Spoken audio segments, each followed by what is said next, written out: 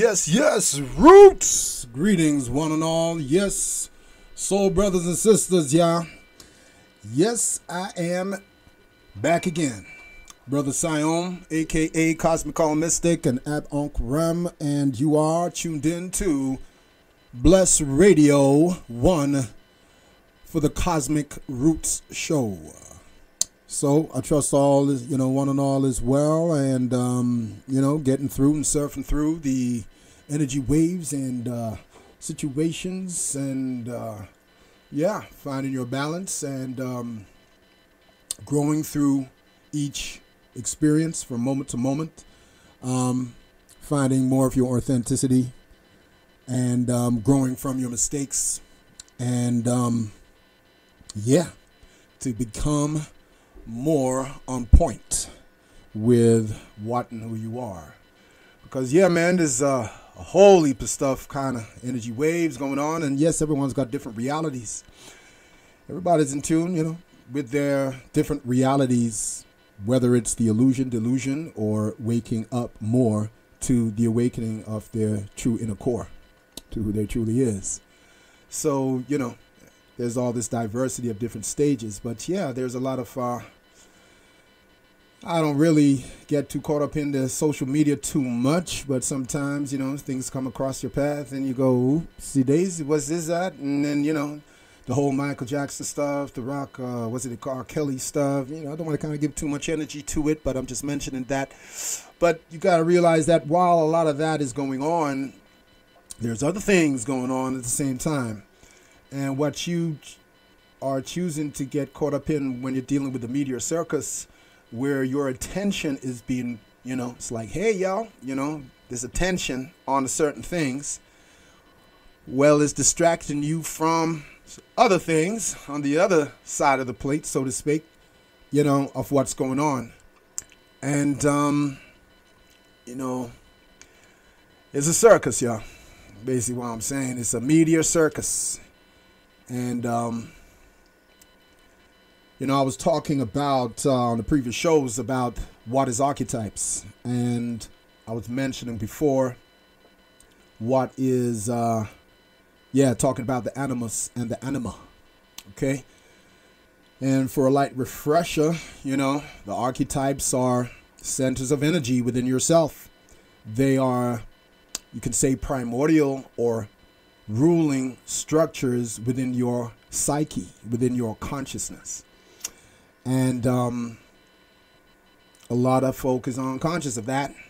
But even when we even use the term conscious and unconscious, you're talking about the animus and the anima. You're still talking about what's within inside of you. The masculine, the feminine, the conscious, the light of consciousness, and the unconsciousness. This is all you. You know what I mean? So, as I was talking about last Tuesday about the archetypes, I'm going to go into a little bit more. I know I've had some comments, some feedback, some folk, about the archetypes, what I was talking about, and the animus anima. And, it's triggering certain things in people, which is a good thing because there is a challenge, when you get your own mentality being challenged, your realities being challenged based upon what you're holding to be the philosophy you're using for your life. And, as I said, it's about the awakening. Yeah. So I'm going to go into a continuation, but I'm going to take it into another level now. Because now that you're familiar with archetypes, or when I say familiar with archetypes, you're those who are aware of archetypes now that I've been talking about it, the animus and the anima, see how this is relevant to oneself, whether you're a man or a woman, masculine, feminine. You can do some further, research in this, because really the research, is within you. When they're talking about space, the final frontier, and it's out there. Well, think about this. You're dealing with a society where, you've gone to the depth of the oceans, always trying to explore, the planet you're on. You go to the highest mountains, stick a flag in it just to say, hey, y'all, man, I was there. See, all these venturing into the deepest, thickest terrains of the jungle and so forth. And, you're out there seeking. People go across the different countries and, experience diverse cultures, and you're always out. It's out there. You're searching, and then out into space. Different planets, and even talking about different dimensions, different universes, and all of this. But it's all trajected and projected outside, and it's like the limits of that is coming to its realization more and more as the distortions, the stuff going on that if you're tuned into the social media, you sit and you watch the TV, you listen to the news, you read your newspapers, then you're going to be caught up in some aspect of it, okay? And this is going to be challenging your opinions, your thoughts, and this and that, and the emotions, the forces that are being evoked within, triggered within, and where you're going to place your attention. And you know what they say about attention, where energy goes, where energy flows, where attention goes, or where attention goes, energy flows. Yeah. And some folk take that as like, they don't realize this is quite literal. It's not just a metaphor, because they're not seeing that they are energy. You know what I'm saying? And you're paying, the currency we pay with is with our attention. That's why they say pay attention. Are you paying attention? Not paying attention. But you're getting your attention kind of involuntarily or voluntarily, manipulated.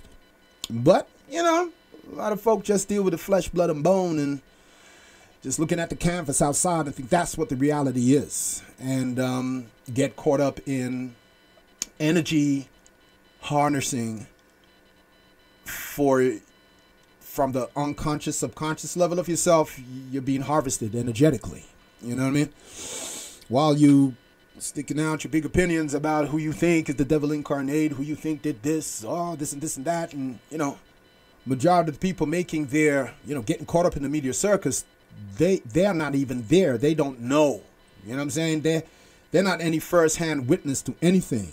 There's a lot of people's own mental bias that they don't know how to discern between the difference between their own pre-existing thoughts, their own mental biases, differently to facts that are reflecting truth, differently to facts that are not reflecting any truth. You see, people, you get caught up in all of this and quick to make accusations, conclusions, judging, and obviously, a lot of things that you see going on that people get drawn to, it could be triggering something inside of them personally. So there could be a certain bias in how they're going to view the information coming to them. And with all that being said, at the same time, a lot of that is just distracting you from the truth that can only be found within yourself, which is beyond the media circus and what they're using, whom they're using to, create sensationalism around and feed more of the ignorance people can be in when you're just dealing with this intellect, left brain, that doesn't have any deeper insight to anything.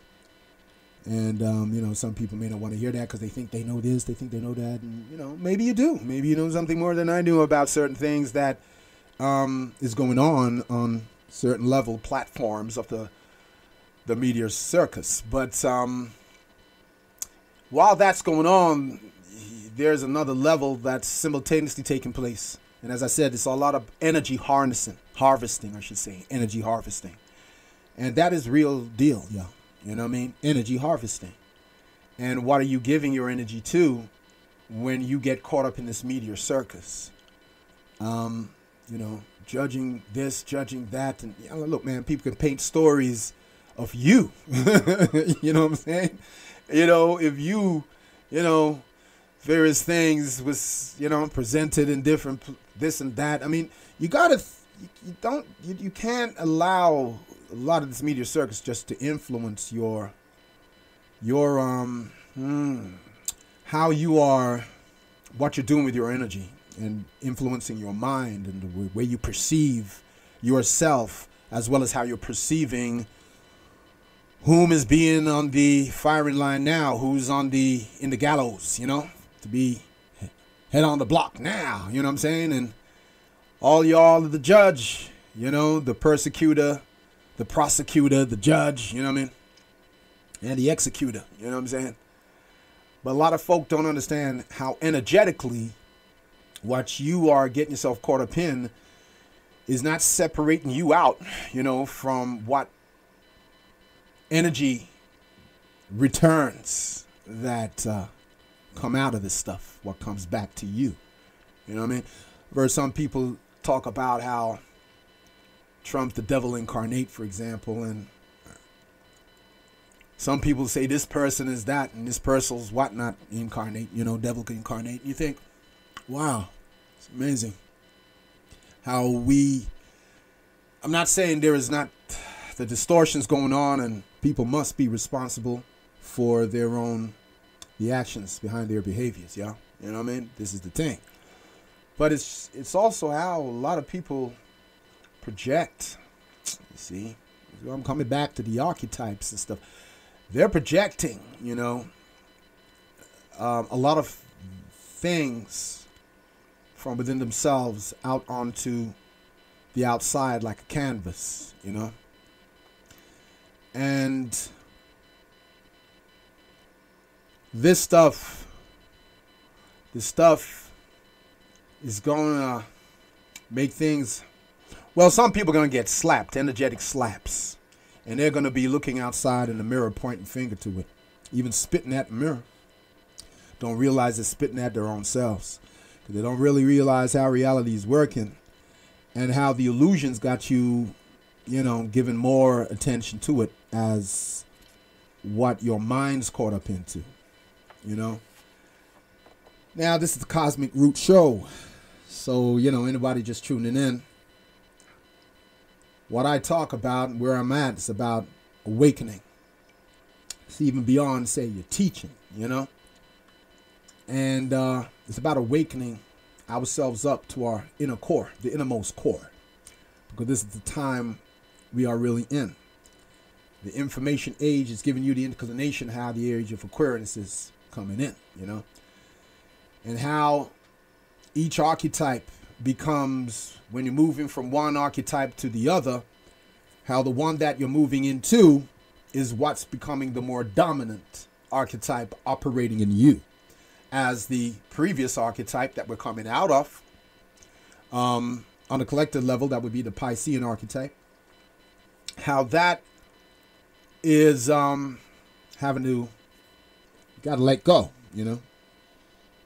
of old perceptions, and how things are going to be coming up, triggering inside of you your own wounds, your own past memories, soul memories, that you're going to react to this to a situation now from an old past memory that's being triggered, and you either will realize that this is something that is coming up in order to be released, to let go, to purge yourself from it, your soul from it, so you can grow and expand beyond and liberate yourself from past conditionings or past memories you're holding onto that's got trauma within it. Some people play with people's traumas, like all this social media will choose certain topics, okay? That knows going to trigger. It's going to trigger stuff in people because people got, trauma related to their own personal abuses, their own personal experiences in certain fields and categories that are being highlighted now. You see what I mean? And got to understand this is all systematically done. And when one age is coming out, those who were benefiting from that energy, their circle of power is busting up now, and they're pulling out all the stops now. It's like, they're losing their powers, so let's feed on the ignorant folk and throw this and throw that out to repeat the same cycle to get you all vampirized off, because you got energy, psychic, and this whole world has been dealing with vampirism of energy. Okay, your life force energy, we're not talking material stuff. I mean, a lot of people are caught up. They're just material. They value and worship materiality.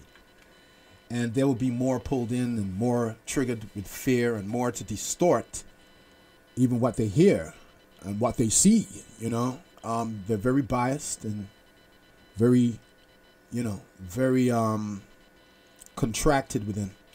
So things will come up and trigger things inside those individuals that, they're like, the chickens that are being raised for the slaughterhouse, you know what I'm saying? Groomed and raised so they can get consumed. And that's how some people actually that's all they allow themselves to be. But anyway, starting talking what I'm saying in this way, I'm going to further go into this thing about the archetypes. And, but I'm going to be talking about projection. Because, these situations, what we're dealing with in this time, is also heightening the projection, So when I'm talking about projection, what am I really talking about? And I mentioned about the archetypes. So you do your research and you do your own little studies. Yeah, because information has to be specific and relative to you. For you to get to know something for yourself, you got to do your own inner searching. Okay, you got to go in and, do your own little investigation. But remember, as much as investigations usually are focused upon other people, things outside of you, you want to judge this person and judge that, and all coming from your own stuff as well. How you may distort where someone's coming from. You're projecting your own stuff on them. And it's convenient, isn't it? But it's about self-investigation, A lot of people project their fears, and anyway, as I said already. But you see, the reason where all of this is coming from, there is a deeper understanding we got to appreciate, and this is why I started talking about archetypes. For the last 2-3 strongs, I'll be talking about, and I mentioned I was bringing up about sexual energy. The exchange of energy, and I'm gonna go into this bit deeper, but what I'm going to do first, slip it up a little bit. I'm going to play.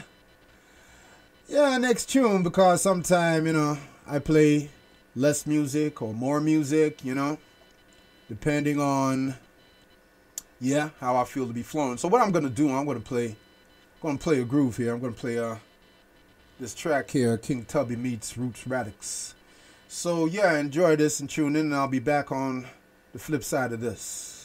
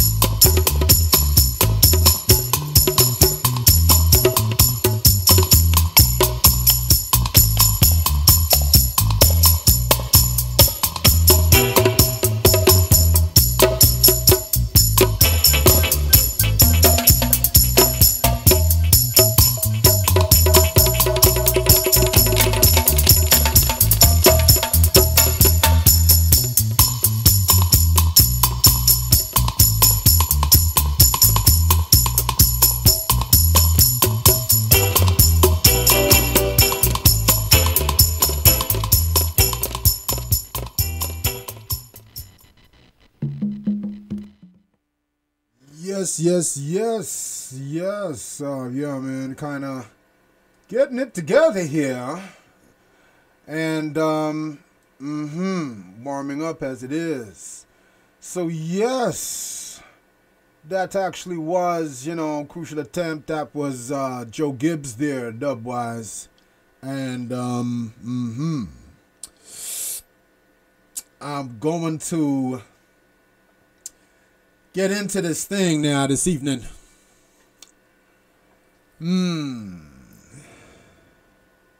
How am I feeling here? Shall I play another tune? No, I'm going to go into this. All right. So, soul brothers and sisters, I'm going to go into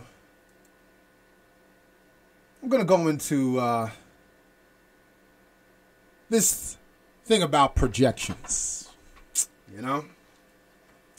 We're not really seeing how it actually being played out. How we're dealing with it.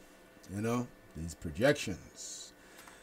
Psychological projections is what I'm talking about. So this show is about projections, which is continuing from the What is Archetypes, the previous show, the one I did previous to last Tuesday. Last Tuesday was about the animus and the anima. Now all of this, you have to realize there's all going on within inside of you. The teachings that's coming in now is going to be about the inner sun, What you were dealing with before is the teachings of the outer sun. And those teachings were also, for the last 2,000 years, looking for the sun outside of you. They say the son of God. Sometimes it's the son of man. Looking for the light. Looking for that which symbolizes the creative source outside, the outer sun. That's the old paradigm. And now we're coming back home, and there's teachings about the inner sun. And you're going to have those who want to hold on to the old paradigm, and there's those working hard to, create more dynamics to assist themselves to feed and harvest off the energy of the ignorant through all of the sensationalism going on in the news and the media now. And the more egocentric you is, more material, the way you look out, while you're identifying with yourself, what you think reality is, if you're dealing with all of that outside of yourself, and you think that's where it's at, then you're going to be harvest energy. So look here. Let me go into this thing. First, we got these archetypes, which are cosmic forces within ourselves. These archetypes are centers of energy. You're going to feel sensations get triggered, but you're going to be unconscious of the cores and the source. And this is why things come up from the unconscious in order to make themselves through into the conscious awareness of you, in order for you to transform it. But if you are not looking to do the inner searching, as I said earlier about, you're conditioned to look outside, you're going to space, you're going out of space, you're going to all the planets, you go to the deepest depths of the oceans, you go to the deepest, thickest jungles, you go to the highest mountains, all of that stuff. To stick a flag in it just to say, yes, I've been there and so forth. But the journey within is what this is all about in this day and time. And what you don't face within, you're going to be confronted with without. Let me say that again. What you don't face within, you're going to be confronted with from the outside. The appearance of the outside, the apparent outside, you see. And people going to be running away from the mirror or spitting at it and think that makes them, they're separating themselves from what they think isn't about them. When, as I said, what you refuse, or what you run away from the inside, you will end up meeting that on the outside, okay? That's what all your horror movies are about.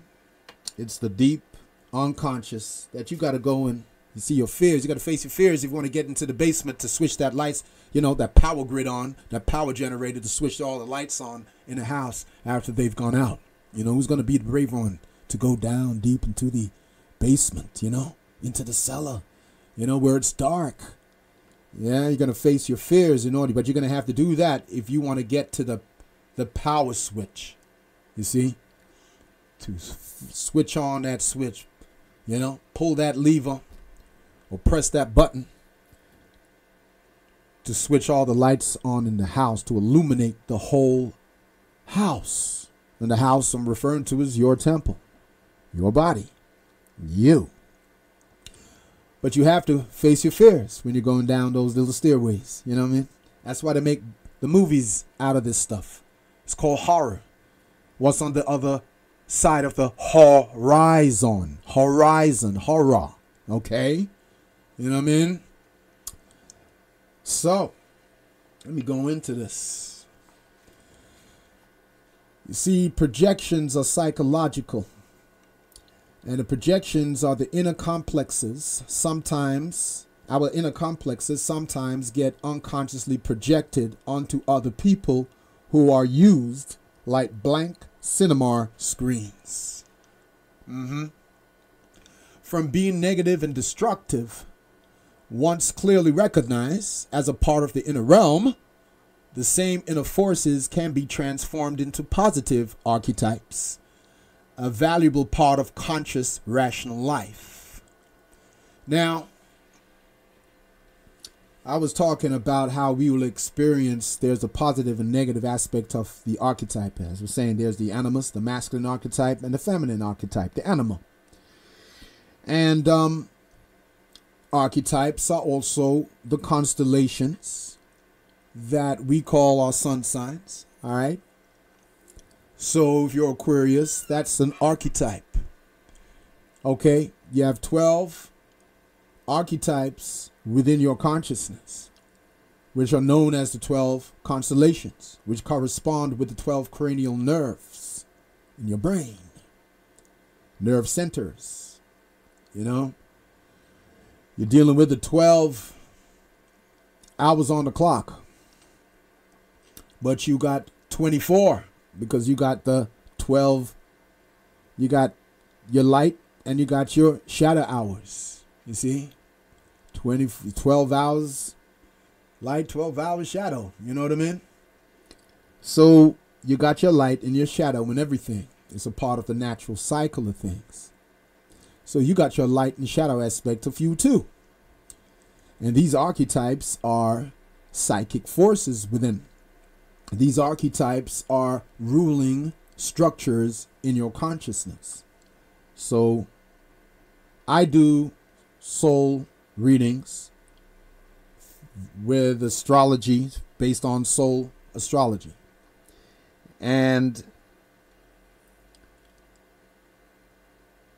I know about all these archetypes, and when you look at the circle, which you look at an astrology chart, or if you look at the circle of life, that circle symbolizes your psyche in its original state, wholeness. Okay? Before there's any separation along the horizontal line, you then will get a separation above and below. Okay? But before you get that line, that division, okay, horizontal line, you're just dealing with this circle, this whole oneness, integrated wholeness of who you are and what you are. But then you go through a natural cycle of, you know, nature, cycle of life, birth, and so forth, regeneration. So you start off with a whole psyche, okay? And mental health actually means mental wholeness. So when you get even terms where people will talk about, listen, we got to deal with the mental health, what the mental health issues of people, they're giving you the wrong title for that. Because if you're going to talk about mental health, you're going to be talking about mental wholeness. You see what's going on? The truth of mental health. What do you mean the truth of mental health? If you want to know the truth of mental health, then you got to get to know yourself, because mental health means mental wholeness. Healing means wholeness. So really what a lot of people are into when they're discussing things around the title mental health is really mental illness, mental unwholeness. You see what I'm saying? That's really what you should title stuff, so you can understand, well, what's the cause of the mental illness?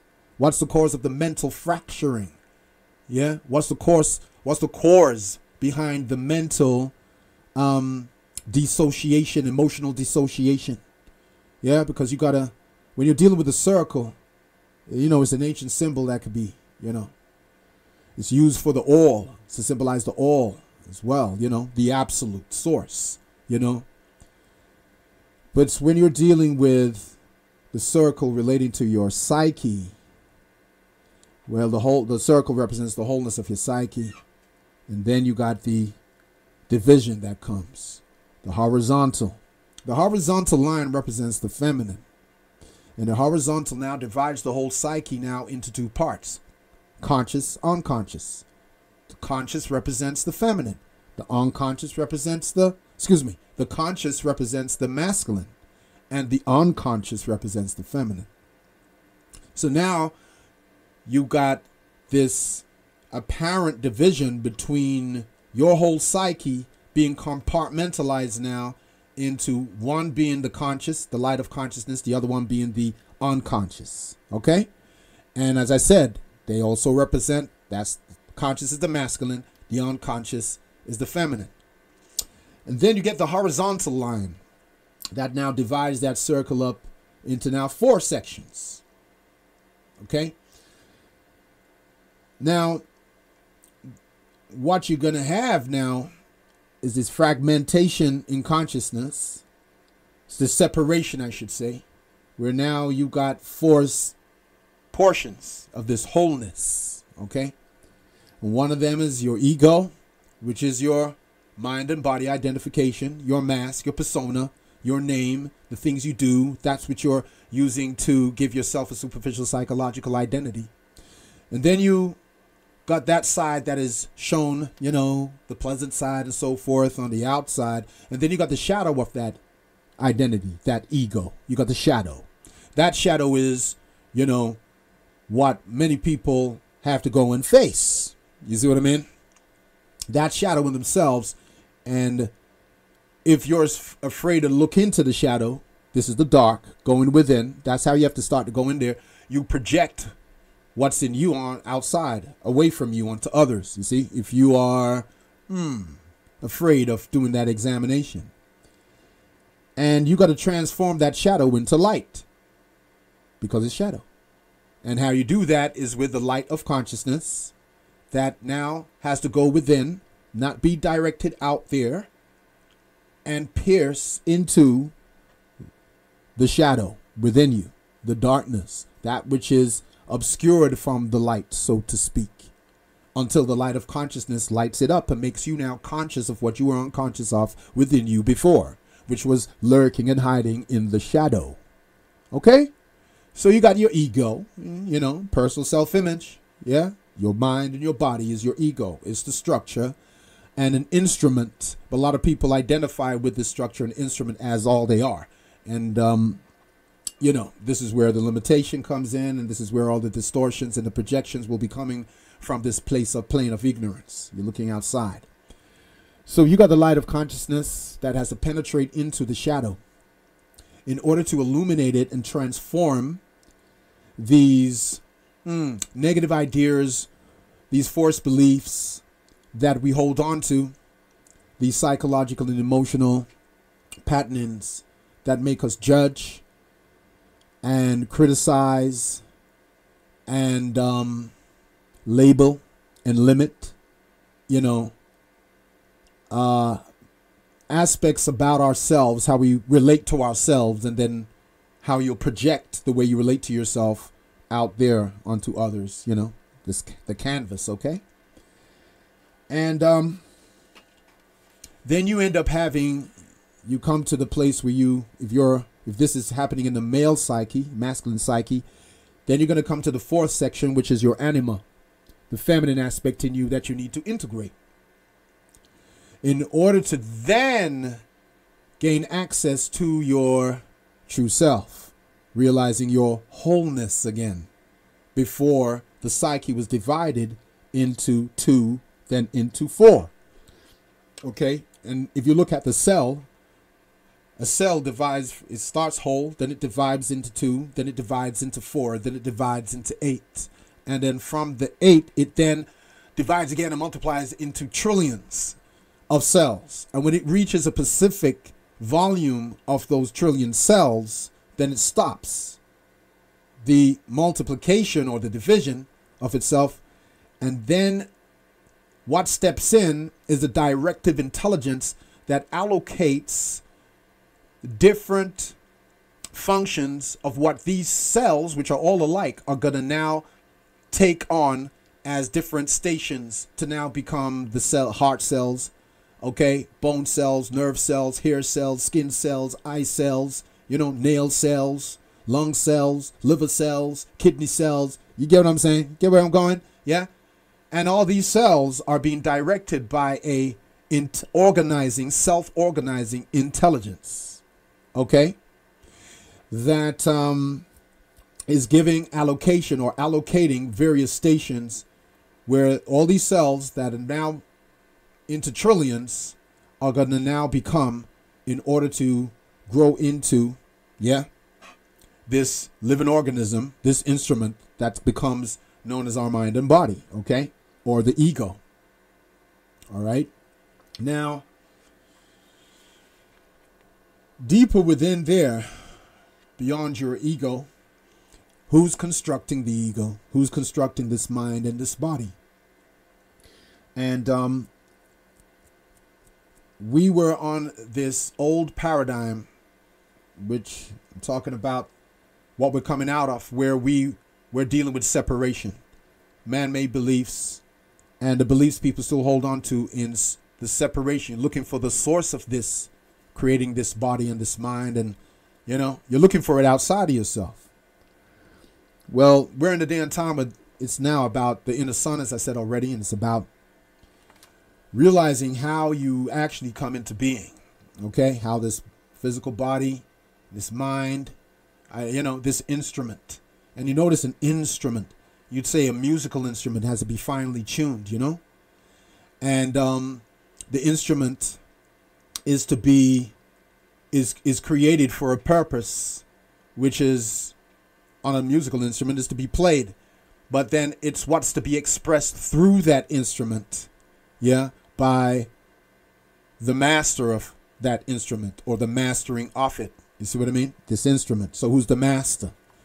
Who's the creator, all right, of this instrument?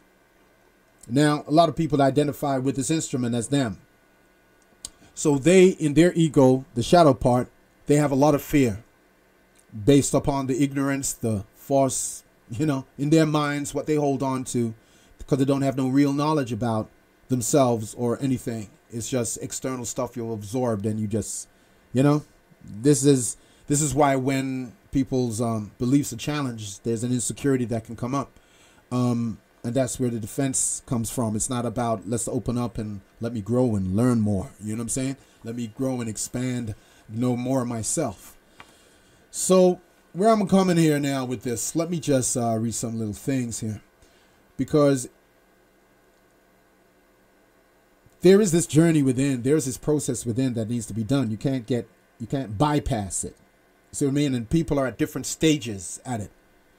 And some people are just not even begun. You know what I mean? They're just, they're just all flesh and blood, flesh and bone. They don't know anything else of themselves. They're frightened of anything that is unknown. So, they're in a cage. It's called the mind and body trap. Okay? But the thing with projections, is why I want to talk about it, is how this thing is operating in our lives and what it creates. So the psychological projections come from the inner complexes that sometimes, not all the time, because if you own your projections, then you're aware, you're not, you're aware even when you're projecting, to be able to, okay, bring it back inside, okay, and own your own projections so it doesn't go any further, okay. A lot of people don't do this. But anyway, what are the projections? These projections, the psychological and emotional projections, are coming from the inner complexes within ourselves. The inner complexes of the ego personality, yeah. Which, as I said, sometimes get unconsciously projected onto other people who are used like blank cinema screens. Now, you got the overcrowded unconscious. Your projections are coming from the unconscious regions of your consciousness. Okay? Because if you were conscious of it, you wouldn't be projecting. You would know what, the reality of something actually is. So the unconscious is where, and the unconscious is overcrowded. That's why when people dream, they go to sleep, they dream, and they get caught up in these dreams. But a lot of these dreams is to clear out of your unconscious, which is the same as the subconscious, just to kind of clear up any confusion some people have, because you're going to hear this term about the conscious and the subconscious, okay? But you got the conscious and the unconscious, which is the subconscious. It's the deeper aspect of your consciousness that you're unconscious of, all right? It's deeper aspects of yourself that you're unaware of, okay? But it's there within you. It's like living in a house and you got different rooms and you got different places and spaces in this house.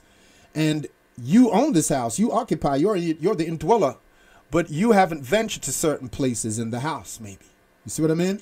And you may have lived in there for quite a while.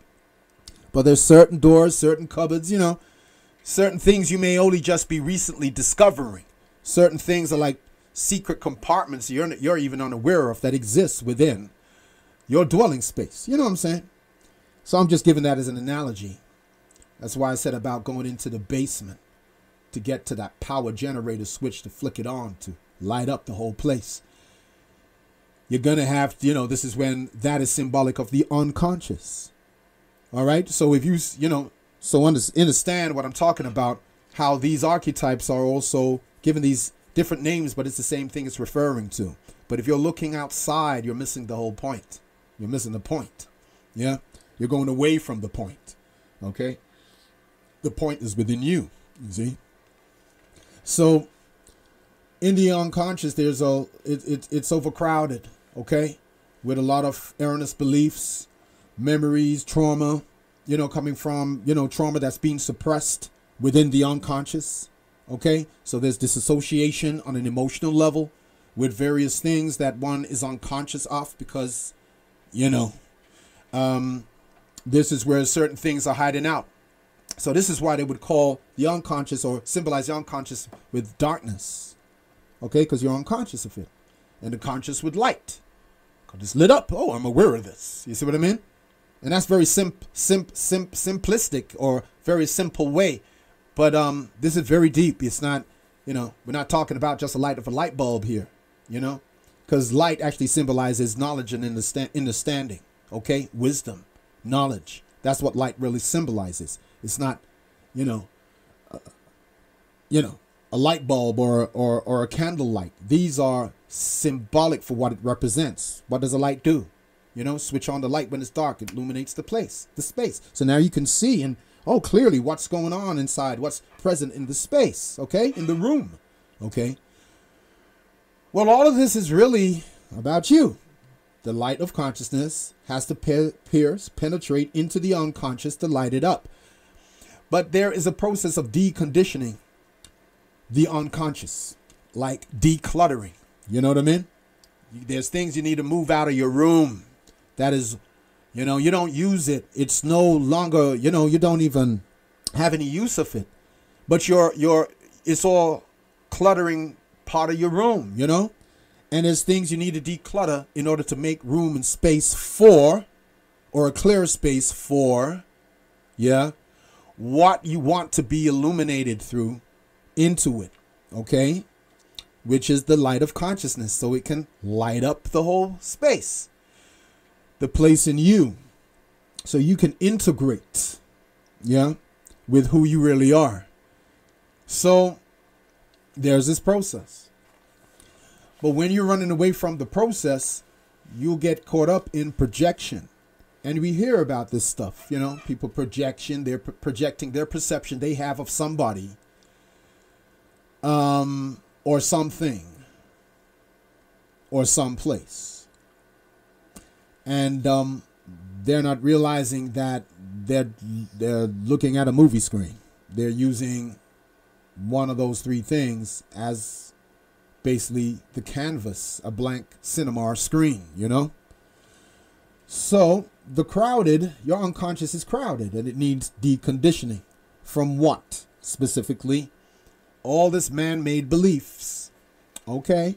And egocentric choices, which set up cause and effect, yeah, which then create certain experiences that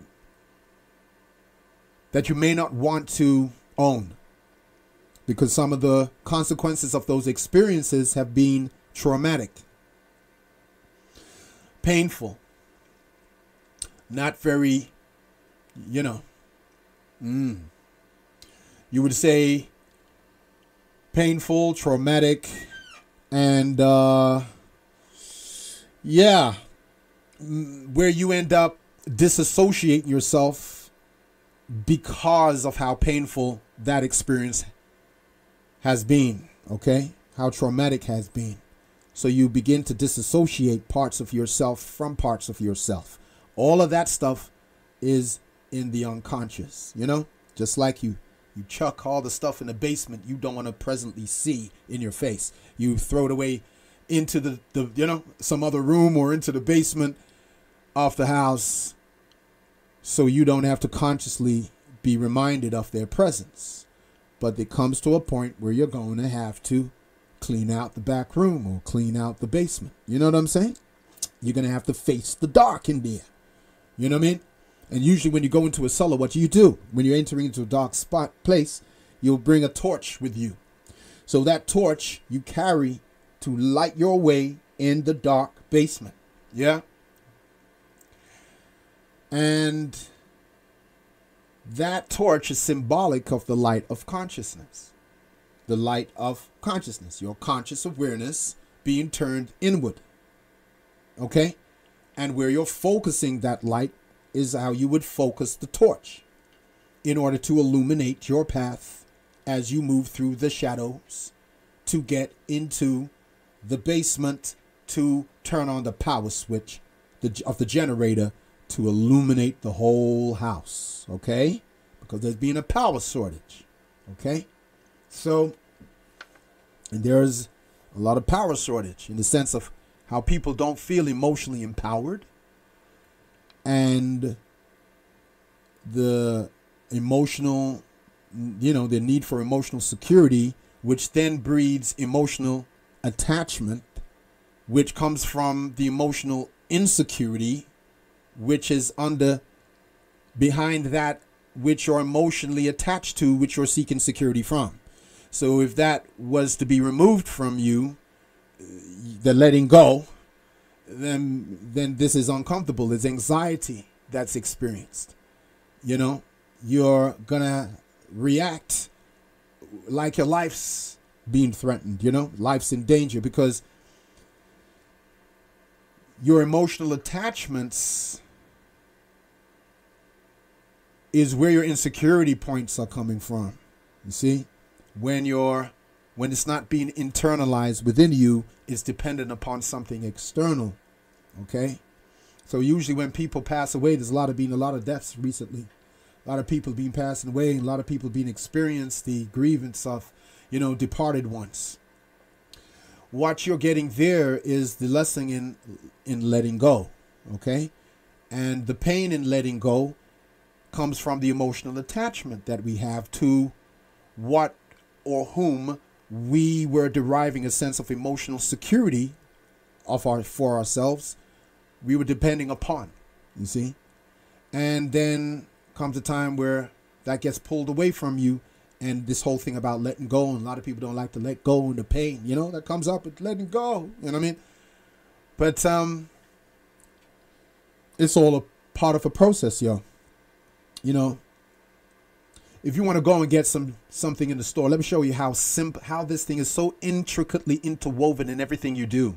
And you don't realize that these are archetypes operating in nature and these energy centers within you. This is all being played out on the outer screen. You know, you got to let go of your money, right? If you want to purchase some juice, some chocolate, or what you want in the store, okay? There is a process of letting go, all right, of something to receive something else. You see the process, you know? And a lot of us don't want to let go, or, you know, giving away something, you know, letting go of that money is like, oh, damn, you know, if you're emotionally attached. How attached are you to that? To the degree of how attached you are to that which you need to let go will be to the degree you experience the discomfort, the pain, the trauma, you see, the stuff, okay, that you're going to be going through. All right. Now, let me go into this a bit more. So when you're dealing with the unconscious, firstly, it's overcrowded, okay? But it's the unconscious is where the projections are being generated from. Now, this can be confusing. All right, confusing the inner realms. Now, check this out. When you are confusing the inner realm and the outside world, then the person who is limited to his conscious ego keeps making the mistakes of foisting all his unconscious complexes onto other people. So this is what men and women do. When you are confusing the inner realm and the outer realm, then the person who is limited to his conscious ego, right? You're just all about all outside there. You know what I mean? You're dealing with your conscious ego, the outside there, but you're not aware of the inside of you. Then what happens is that this limitation, those who are limited to this conscious ego, well, it keeps making the mistakes of foisting all its unconscious complexes onto other people. And because this is unrecognized and neglected complexes, which really, now you see when I said neglected complexes, yeah, these are aspects in yourself you've neglected. You know, you haven't looked into yourself. You know, a lot of people are on the outside running to be distracted by something. Oh, someone else you can turn around and project your inner complexes upon, so you don't have to look at your own. You know what I'm saying? So again, with all of this stuff with the social media, as I was started off in the beginning talking about, this is the context I'm coming from. You know, oh, this person is this person is that. Now, I'm not defending nobody. I'm not saying anybody is guilty or innocent. I'm using this to give you an understanding of the things that get triggered up in people. You see, they'll quickly, oh, this person's this. Oh my gosh, you know, you know, people don't realize what they're doing to their own self. They don't know how to be objective. They don't know how to be non-judgmental. They don't know the difference between discernment and being judgmental. You see what I'm saying? So you can get all mixed up in the same bag. When you don't look into yourself and understand that you got the inner realms and the outer world. And when you get them both confused, you will continue projecting, all right, your unconscious complexes onto other people. All right. And this is where a lot of violence is acted out on one another. This is where a lot of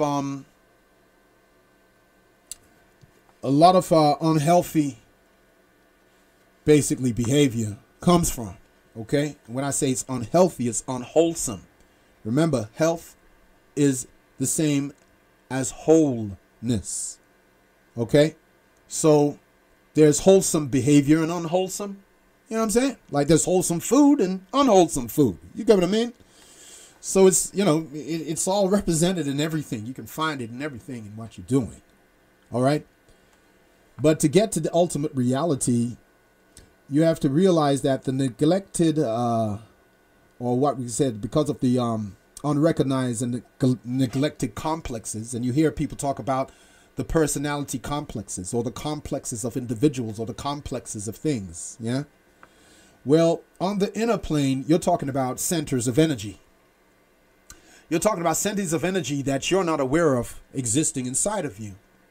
And then things will come along and trigger those centers of energy. But because you're not realizing the reality of the cores where the generation of that energy is coming from, you project onto the outer screen, which could be a person, another, you know, a man, a woman, you know what I mean? The scene, okay? The screen. So what happens here is because the unrecognized and neglected complexes, which are activations of energy centers within you, what happens, these things, when you do it, they invariably manifest in a negative way, right? At first, he or she may have a negative attitude to anyone except the few whose conscious ego is a carbon copy of their own. So you have some people, it's like you just got to be like them, you know, and they ain't got no problem with you. You know what I mean? Because you're a carbon copy of their ego and they feel no threat, and that's cool. So you're not going to experience any discomfort, you know, anything triggering you, okay? But if you have a complex of your own And in your undeveloped aspect of yourself on that side, yeah, say it's something that is undeveloped, or you got a negative attitude in regards to, all right, material existence. People who got a lot of money, people who, chase after a lot of material things, or, they're dealing with the material, okay?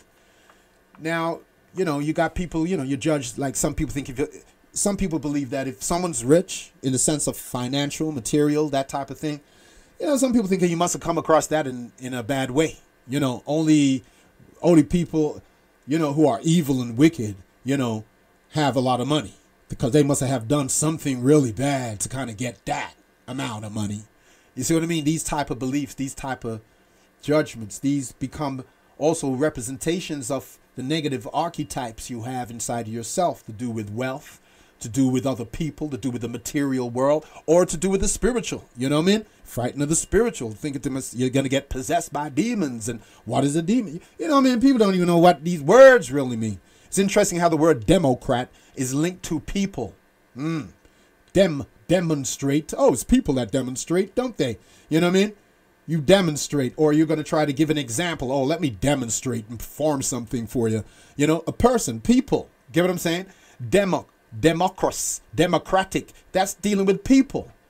Yeah, republic means people as well, but it's where, is where the people actually, have the right in the republic to overrun their government if the government is not doing according to, what the people's concerns are for them. Okay?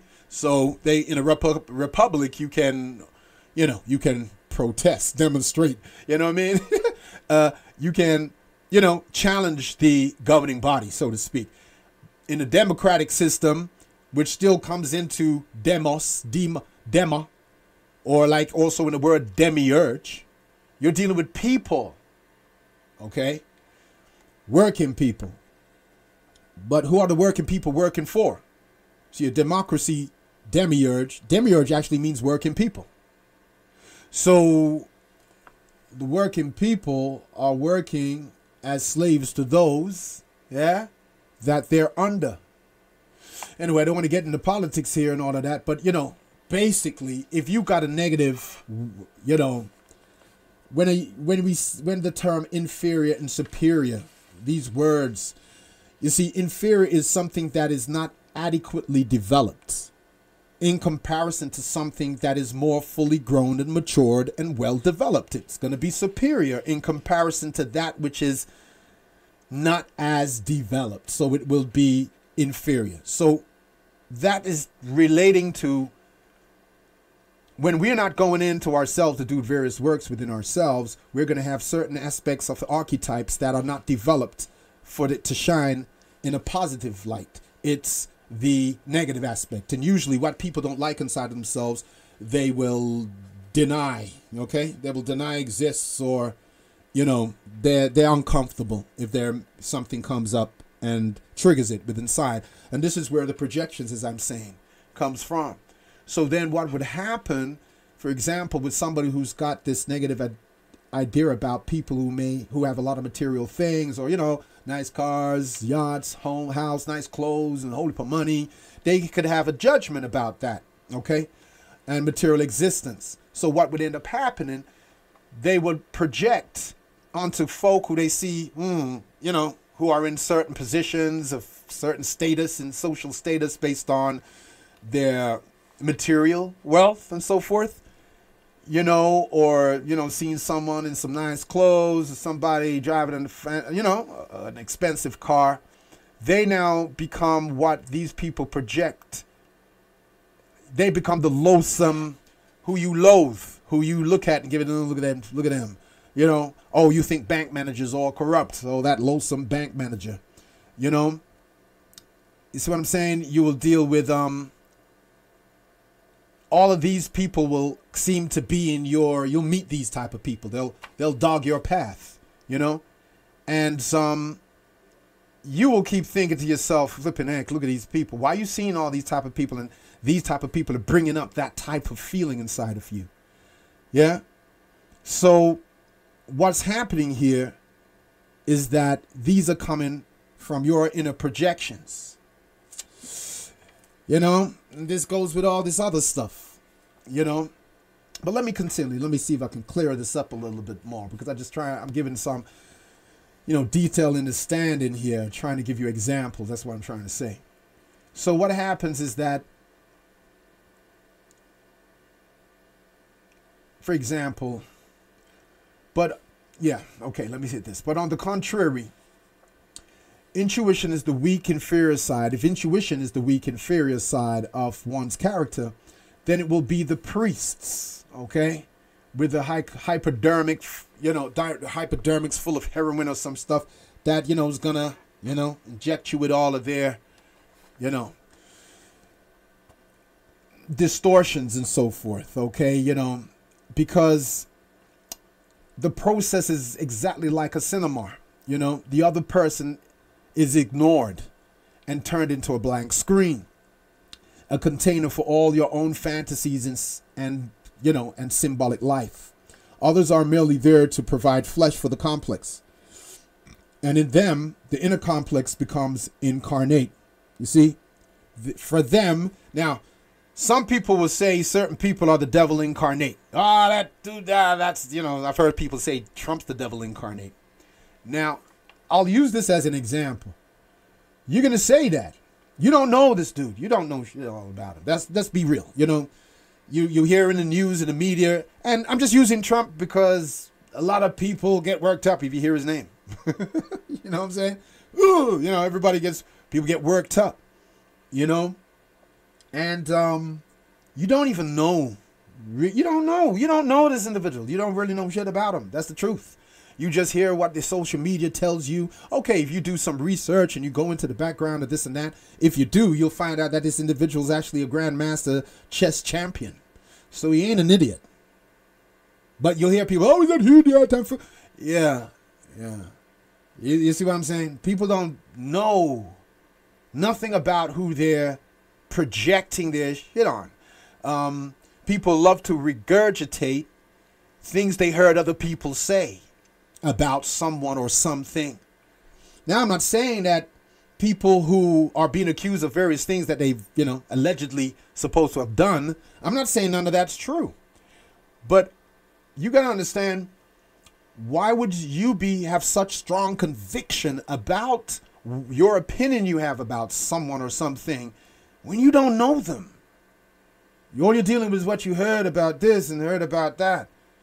It's just like someone could do that to you. You know, someone don't really know nothing about you, but they look at you and look, you can see this stuff play itself out. It's not that it has to be a big issue in some people's lives, because some people can feel other people's projections, but it's like, you know what I mean? They don't own it, okay? And that comes through more self-awareness. Then you don't own it. You know what I'm saying? Okay? You're already owning your own projections, so what the heck are you going to own other people's? You see what I'm saying? But if those who aren't as aware, or you can see how these things play out when you hear people say things about their opinion of somebody else, because it's just an opinion. It's not the truth. It's not a fact. It's just their opinion. And I think there's no harm in that. You know, but what is actually taking place here? What are you doing? Yeah? So what happens is that a lot of people, more times, just for a lot of other people, are just a blank canvas screen. They're not a living, breathing, you know, living soul. They're just a fleshy canvas. You know what I mean? For your projections. So then now you project upon somebody your own inner complexes. So when you project upon someone your own inner complexes, that person now becomes whatever that complex is. They now become the incarnation of that. So hence, oh, so-and-so, the devil incarnate. That person's like, you know, that person's this, that person's that. And it's like, wow. In reality, it's your own. You're the devil. Whatever negativity you got going on inside of yourself, your fears, you're this, you're that, your complexes you don't want to address. Okay? You know, the stuff in the basement, you know, you're afraid of going in there. your own fears. You see, when you don't do this type of inner introspection, this is how your fear is also manipulated. This is how your trauma is also manipulated by those who understand how all of this works. This is why the social media is not just some entertainment,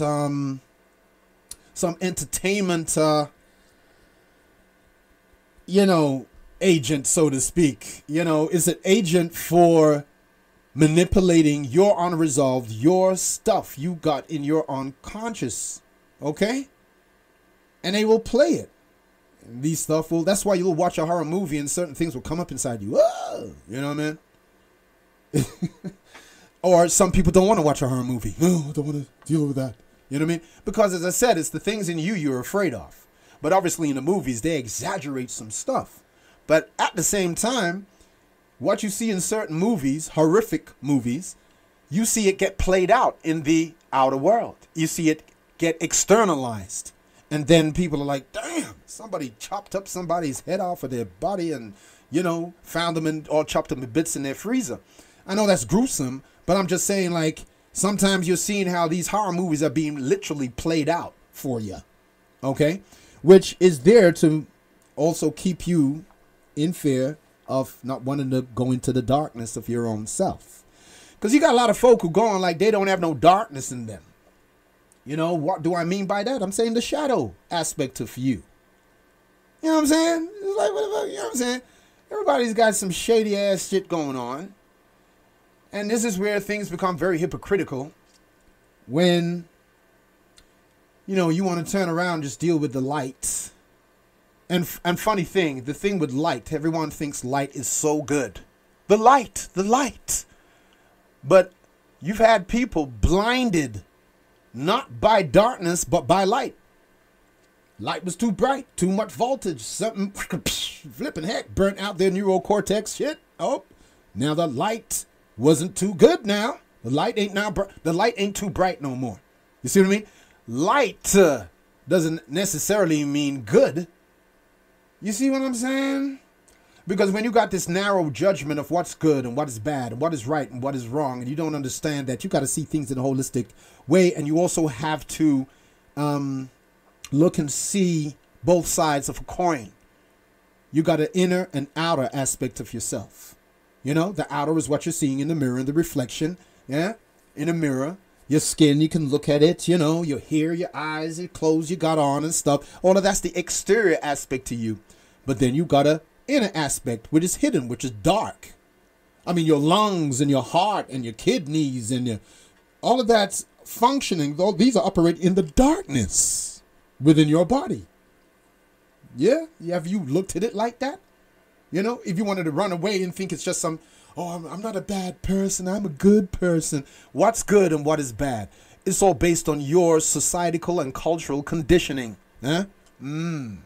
And if you're doing something because you believe it's good based upon your societal and cultural conditioning, then you're only doing what you think is good because that's what you was told is good. And then you judge what you are being taught to be told is bad, but you don't have no knowledge of what's good and what is bad at all from yourself. You know what I mean? Are you moving from this inner, this inner awareness, this inner connection to knowing what feels good, what is good in that sense?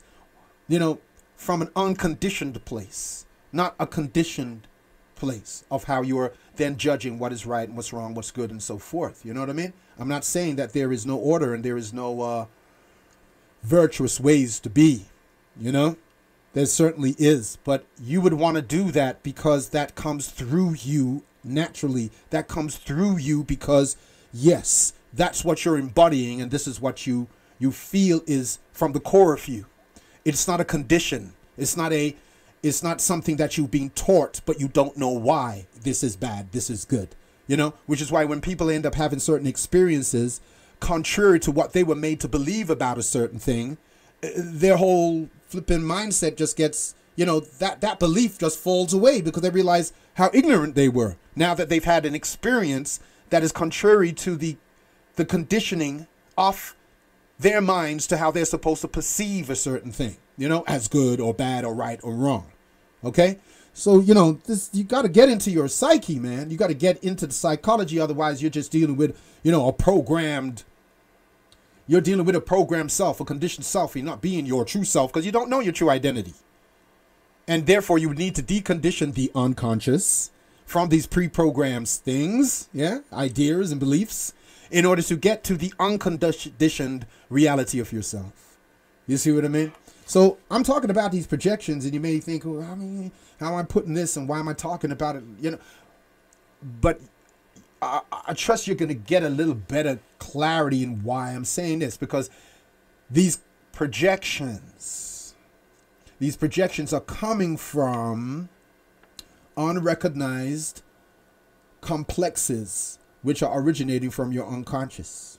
Okay, they're coming from neglected complexes within yourself. Okay, so what ended up happening? So let me hit a paragraph and something here. The process is exactly like a cinema. You know, this is what projections are. The other person is ignored, turned into a blank screen, a container for all your own fantasies and symbolic life.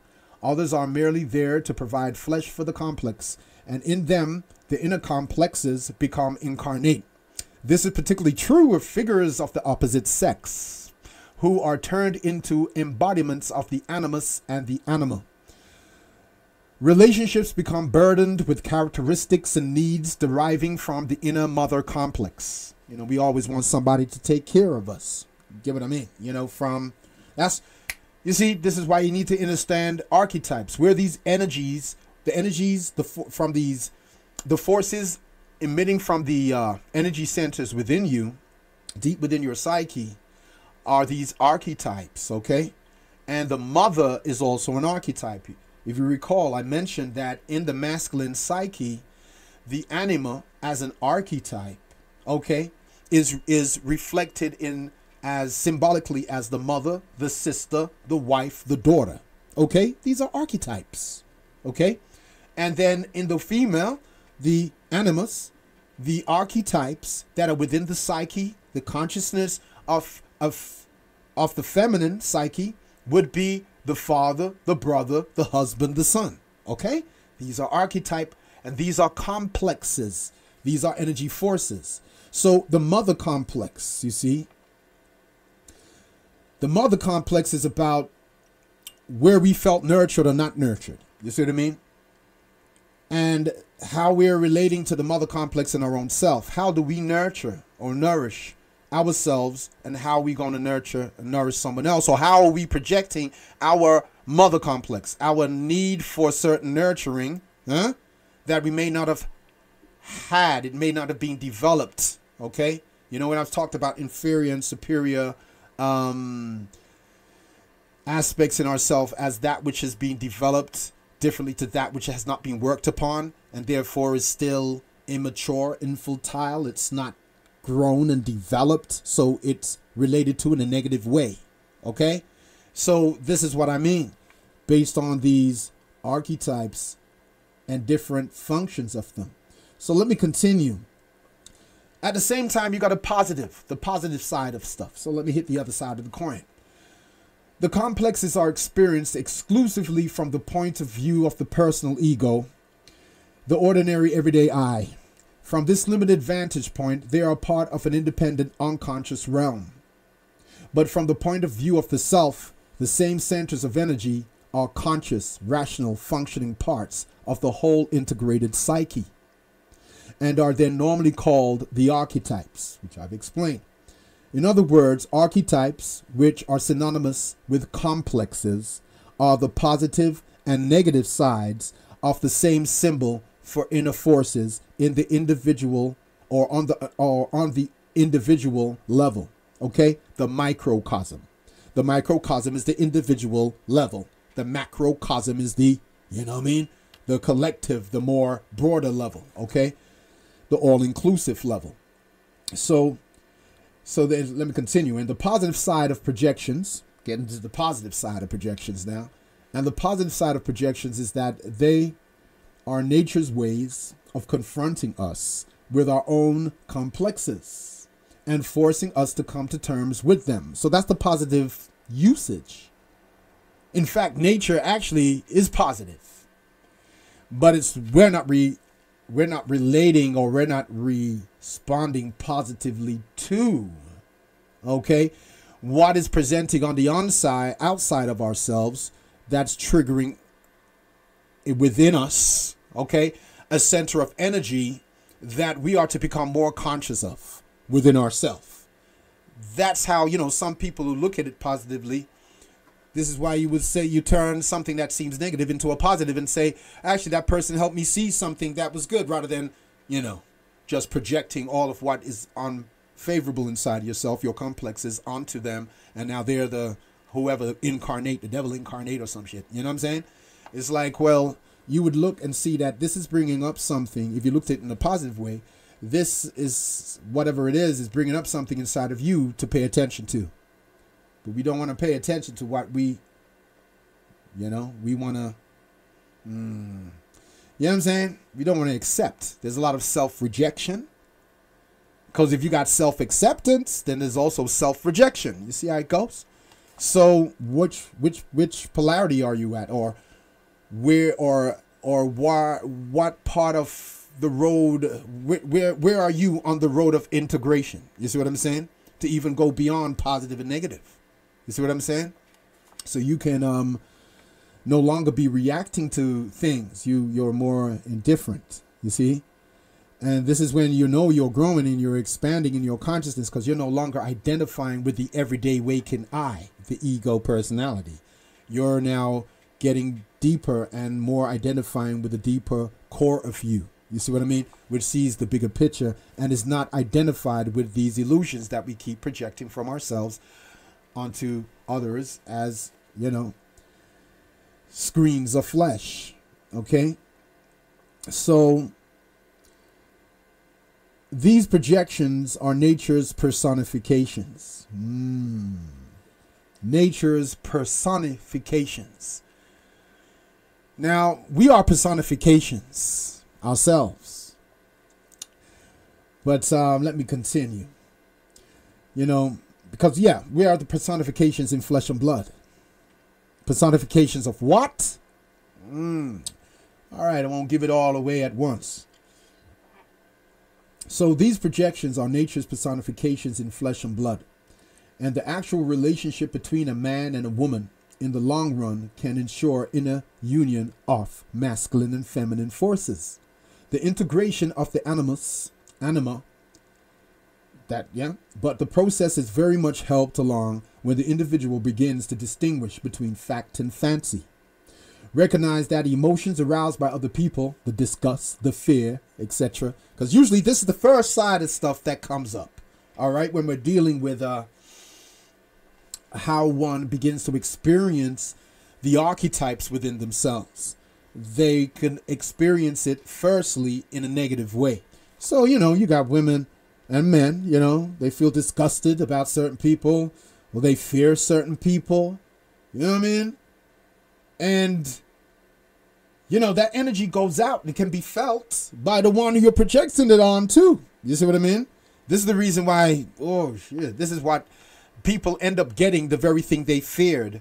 They end up experiencing the very thing they feared because they're putting that energy out, and that, that gets picked up and acted upon. You see? so it gets acted upon, and then you think that person who acted it on you is the source of where that fear came from, but it's the fear you were carrying in yourself and you projected it out. It's like, man, you have to look into your experience and understand this from this perspective. You got to be more, when you look back into and retrace certain subtle energies, certain subtle cues, certain subtle signs when you are talking to someone or walking past someone or walking behind them, or certain energetic subtle cues that are being projected from one another all the time, from man and woman, woman and man. You know what I'm saying? People project their stuff. Yeah, what's being projected, and it can it can be felt. It can be felt, and it's just that sometimes whom you're projecting it upon may not have much discipline in themselves, and they act upon that impulse. They act upon what you've just projected to them, because now they're acting out what you're projecting on the movie screen. They now become the movie screen of your fear and your terror, and they act out that. You know what I mean? And then you say you're a victim. You see, and you're living you're living in a society that has conditioned you for 2,000 years to look outside of yourself for the answer to everything, and you still don't find the answer. You see what I'm saying? This is where you get a society that breeds victimhood, victimization. And I'm not saying that people's experiences that have been unpleasant is something that who has ever done something to one shouldn't actually, deal with the consequences of their behavior, because, they still acted it out. You know what I mean? But the point I'm getting is that it keeps people as victims and not realizing, listen, if you stay as a victim, you're never going to heal. You're never going to reach that place of emotional empowerment and feeling emotionally secure within yourself, because you're going to be still projecting your inner complexes out into the world and believing out there is the source or the origin where your stuff, your experiences happening to you are coming from. And you'll keep on pointing to the mirror and not understand how these forces, these energy centers within you that you're neglecting are actually what's coming up inside of you, and you're projecting this stuff. Parts of you you've neglected. Parts of you you've ignored. Part of you you've run away from because of the inner judgment and the fear of looking at it. You see what I'm saying? Or feeling, don't want to feel vulnerable. Because, oh gosh, man, that's a negative thing, boy. You look weak. Don't want to acknowledge feelings of vulnerability. There's parts that, of course, you're going to feel vulnerable, which is a sign of not feeling emotionally empowered. But through facing the invulnerability as realizing, oh gosh, this is some limitation inside of myself. Where am I looking for the source of, this emotional empowerment to come from? It can help you look into yourself rather than look outside and attack what you are, run away from what you're feeling scared about. You ask, well, where's this vulnerability coming from? Oh, what does it mean? It means that there's something where you don't feel emotionally empowered in yourself.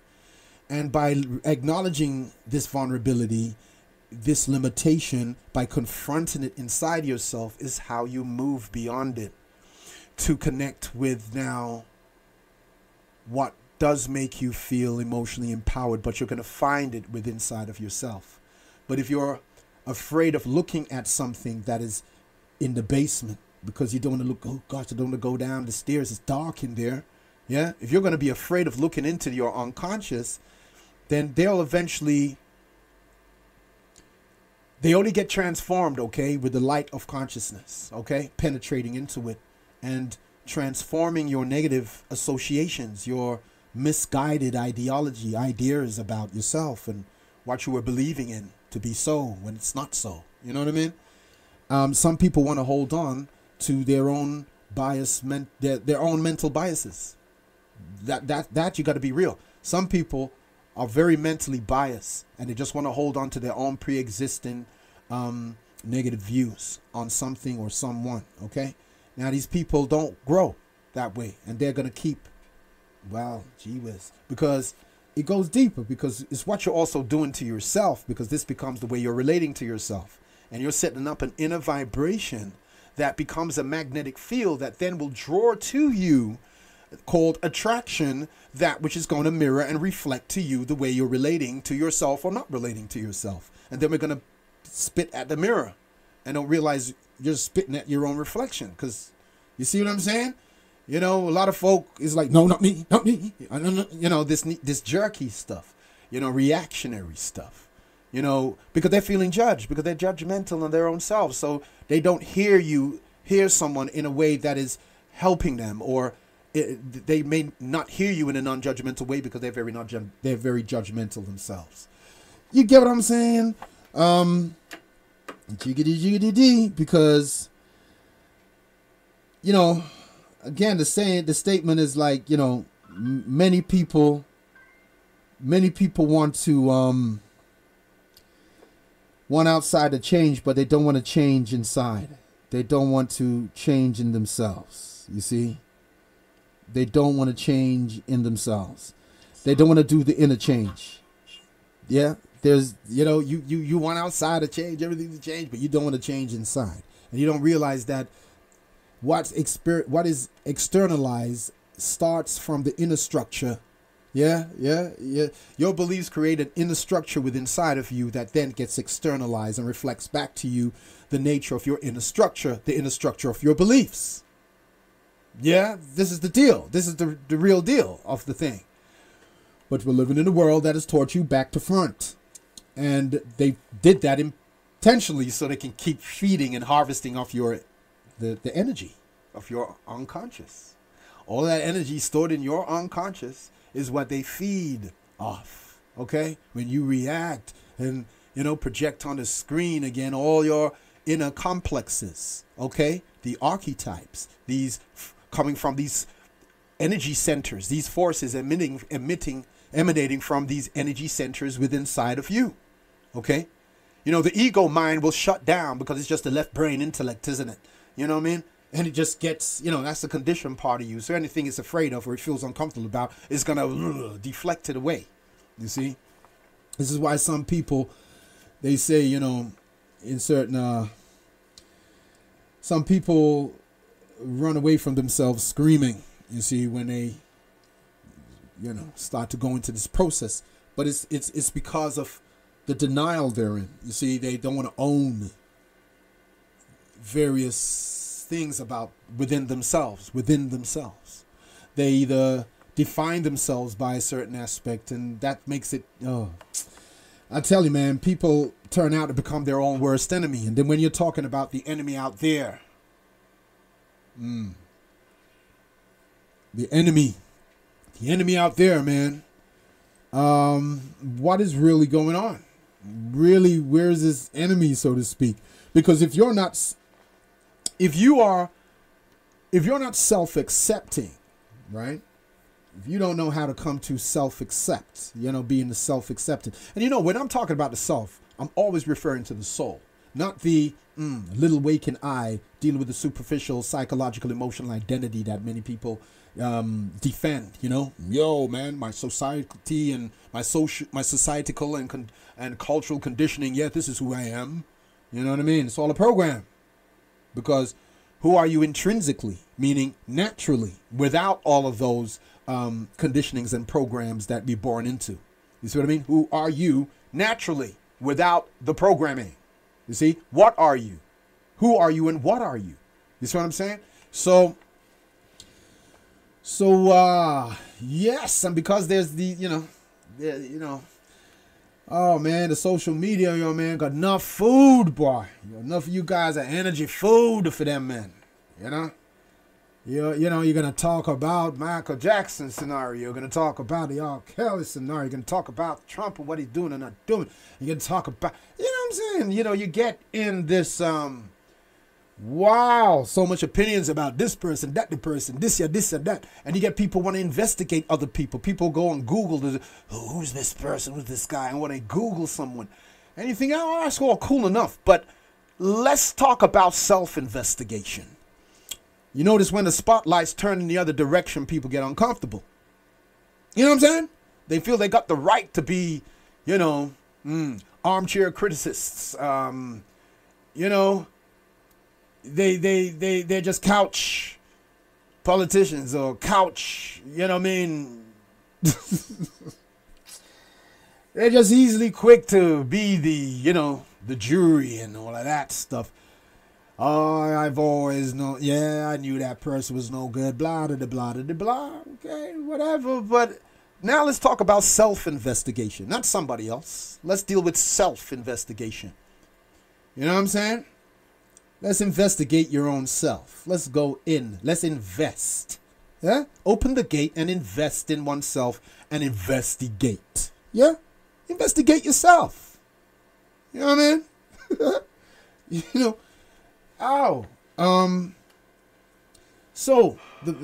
But the positive side of projections is that they are nature's way of confronting us with our own complexes and forcing us to come to terms with them. That's the positive side of it. So yes, I mean, when you own your own projections, that's when it gets positive. You will get the positive benefit from it. These projections are nature's personifications in flesh and blood. And we are that, okay? We are nature's personifications in flesh and blood. Which is why, and the actual relationship, which is why the relationship between man and woman in the long run can ensure inner union of masculine and feminine forces, the integration of the animus and the anima. So let me repeat this other part, this most important part, the inner union of the masculine and feminine forces, to integrate this within yourself. You see, we look outside and, people think this outer union. Even when I was talking some strongs ago about, look at this word union, to unite. Usually it's to unite against something. It's not to unite with and it's usually about outside of you. What about the inner union? Because I'm telling you now, you don't get no outer union until, no true outer union is going to ever take place, right? Until, and not before, there is an inner union between the masculine and feminine forces within the individual. But when you're looking outside of yourself in this separative mindset, oh, the union, let's come together in holy matrimony, and this symbol of the union, the ring on the finger or whatever, you know what I'm saying? Walking down a road hand to hand. Oh, look at the union. Oh, man and woman. Oh, look at them. They're a lovely couple, aren't they? Yeah. And you don't, what? That's an altar union which just can split up on next week. You find out said they might get divorced or whatever. Huh? People go through a lot of this ritual. I mean, the amount of weddings I've been to and played drums with, and do things, wedding services. I'm not saying all people's weddings don't survive, but I'm talking about, look, there's a difference between the inner union and the outer union. Many people pursue this external union just to see it disintegrate years later. And not realizing that the outer is actually symbolic of the inner union. And then, as I said, what's inwardly will then manifest outwardly. But we're trying to do the other way around. And it ain't working. It's not going to work. It never was meant to work like that. That's what keeps people in separative desires. This is what keeps them running away from themselves and blaming and pointing and spitting at the mirror that they're looking in. You see what I mean? So let me just get back here. So I'm saying, so the inner union of the masculine and feminine forces, because this is what it's about. It's the inner union of masculine and feminine forces. So you're looking at persons and go, oh, it's a man and a woman and all of that. And no, it's forces. Electromagnetic. They're forces. Electric is masculine. Magnetic is feminine. Do you realize this? You see what I mean? This is all within you. You understand? I mean, look, man, your spinal column, your nervous system, your brain, it's all lit up by electricity. Huh? This is the electrical, active, masculine principle going on, existing within you. You're electrical. And then the emotional, the feeling is the magnetical, which is why magnetic pulls to you, attracts to you what you're sending out electrically. Do you get what I'm saying? You know what I mean? So you can say the conscious is electrical and the unconscious is magnetic. So now check this.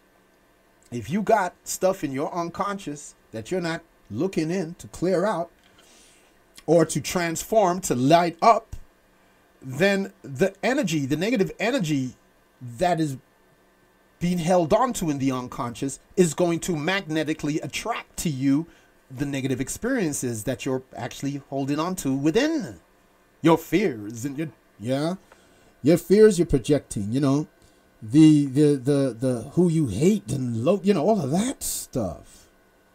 You will draw it to you. You will draw it to you. Okay? But equally, you can draw the good.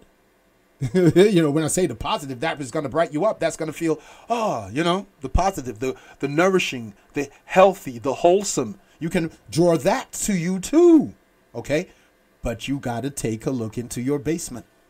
You got to take a look into the unconscious and do the work and clear out these, and don't project your complexes or own your complexes, or actually at least be aware that, hang on a second, what's coming up is something for me to pay attention to. You know, just to begin to look at it that way. Otherwise, everybody be fighting in the streets.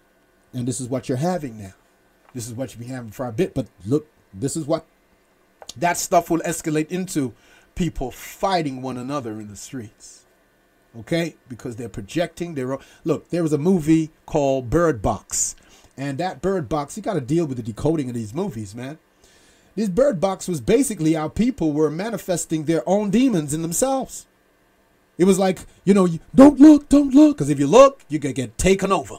And you can't see what these things are at first. All of a sudden, you're driving the car and, you know, Sandra Bullock and some other woman is in there. And next minute, she's driving, her sister's driving a car. And then she sees something in her mind. All of this is taking place in their consciousness. And next minute, she crashes the car and all of that. And, you know what I mean? And then when they're saying, don't look at this thing, don't look at it. When you see those who look at it, what they actually are seeing is these demonic shadows, these demonic energies moving in the atmosphere, which are symbolic and representative of their own, the fears and the stuff in their unconscious, manifesting. And then they end up killing each other and doing some mad stuff. You see? Because it's getting projected outside and not owned. You see what I'm saying? In order to transmute it, transform it. You see what I'm saying? Do the inner alchemy. Alchemy. Yeah?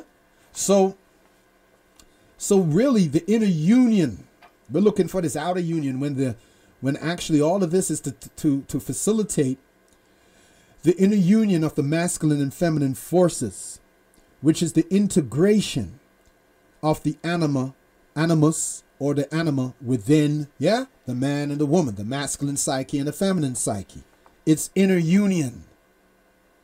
Not this outer union you're looking to grab up with because you're believing, oh, this is the other half of me. You're insecure. You don't want to be alone, and your emotional security. You see what I mean? These are the things.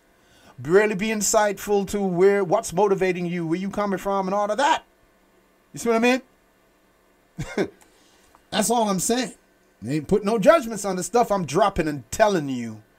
The cause and effects behind a lot of the stuff we're unconscious of, or obviously you're not going to be taught this stuff, okay? But this science, but what I'm talking to you about is how your movies operate. It operates off of archetypes. That's why you could get so involved in the character of the movie, because it's operating off of archetypes which exist within you.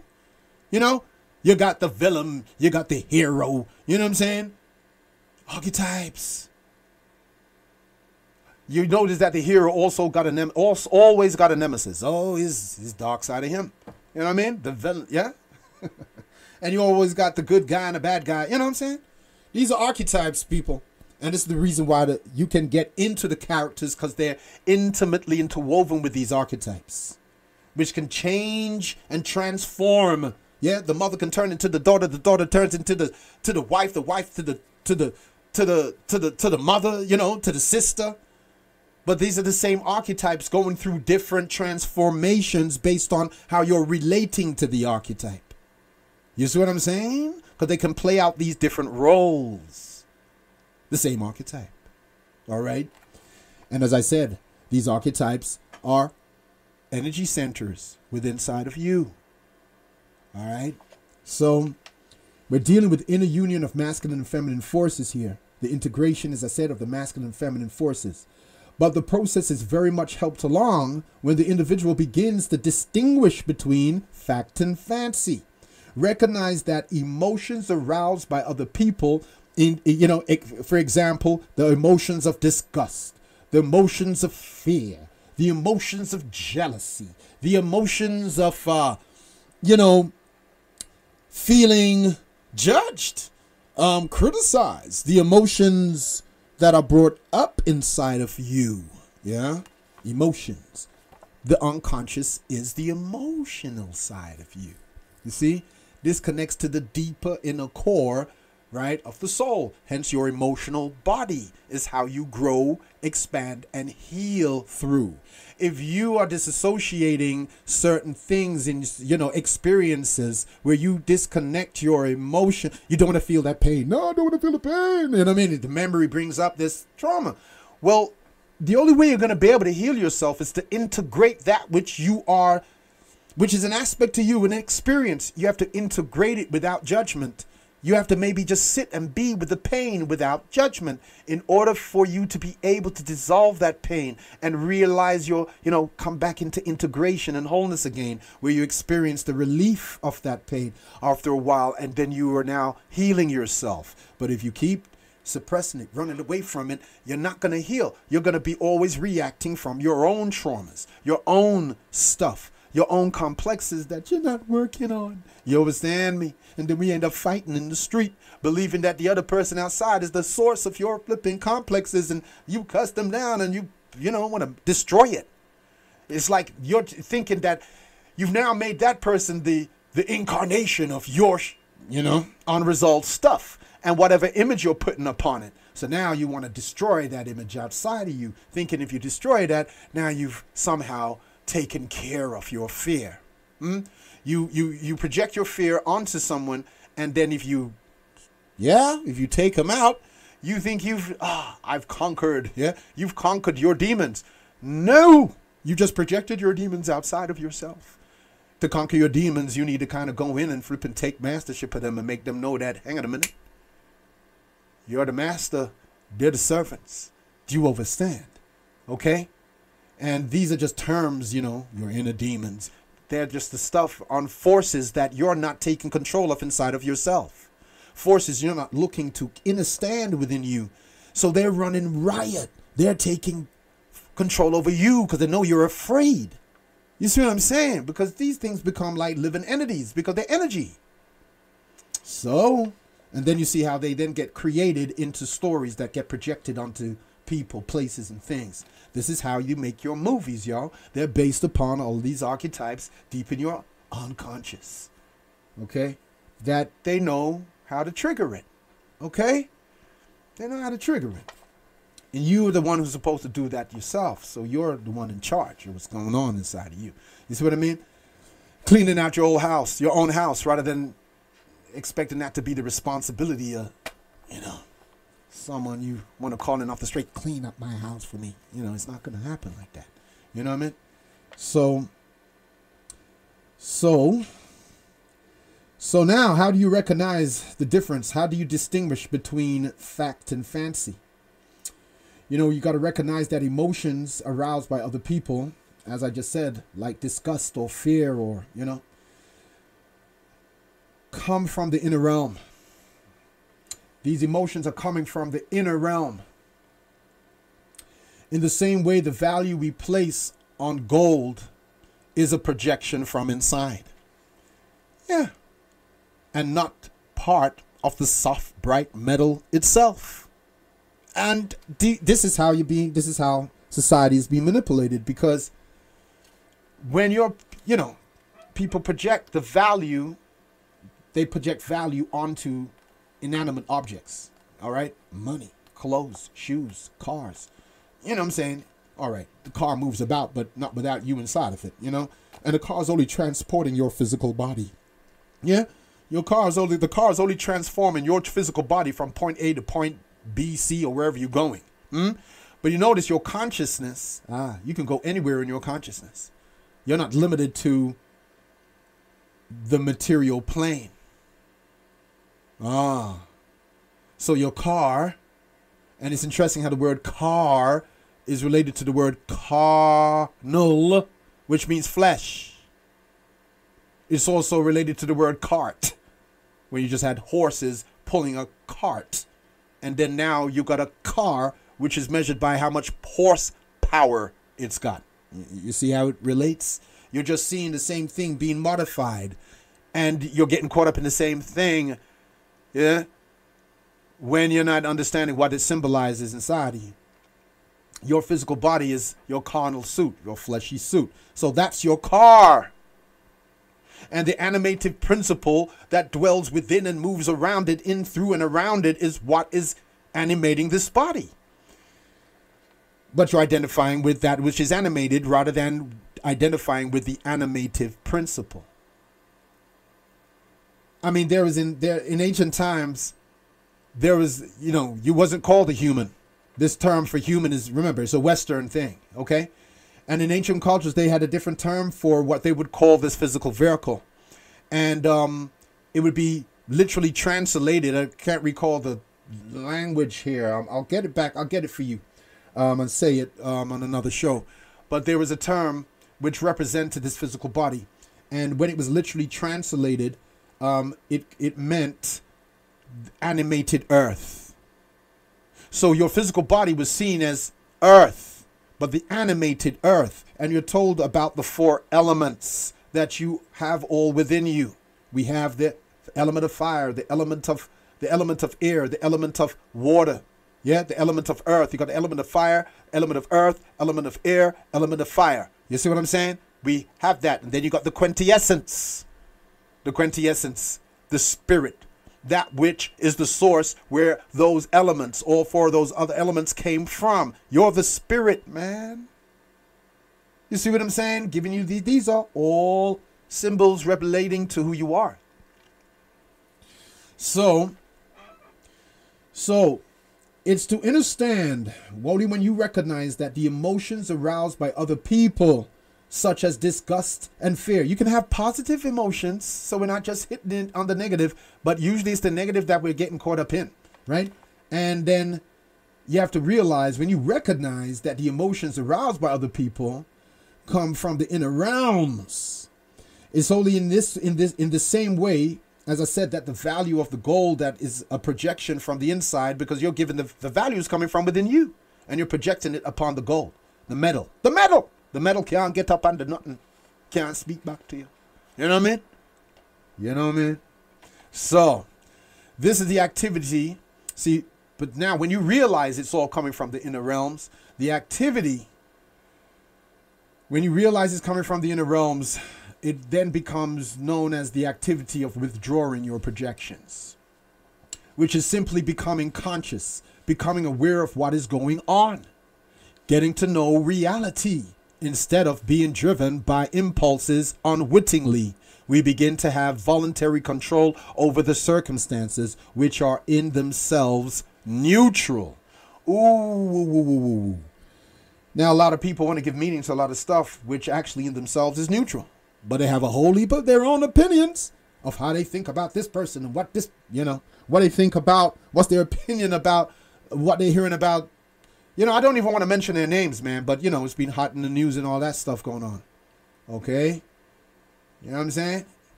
Your MJ and RK. You know what I'm saying?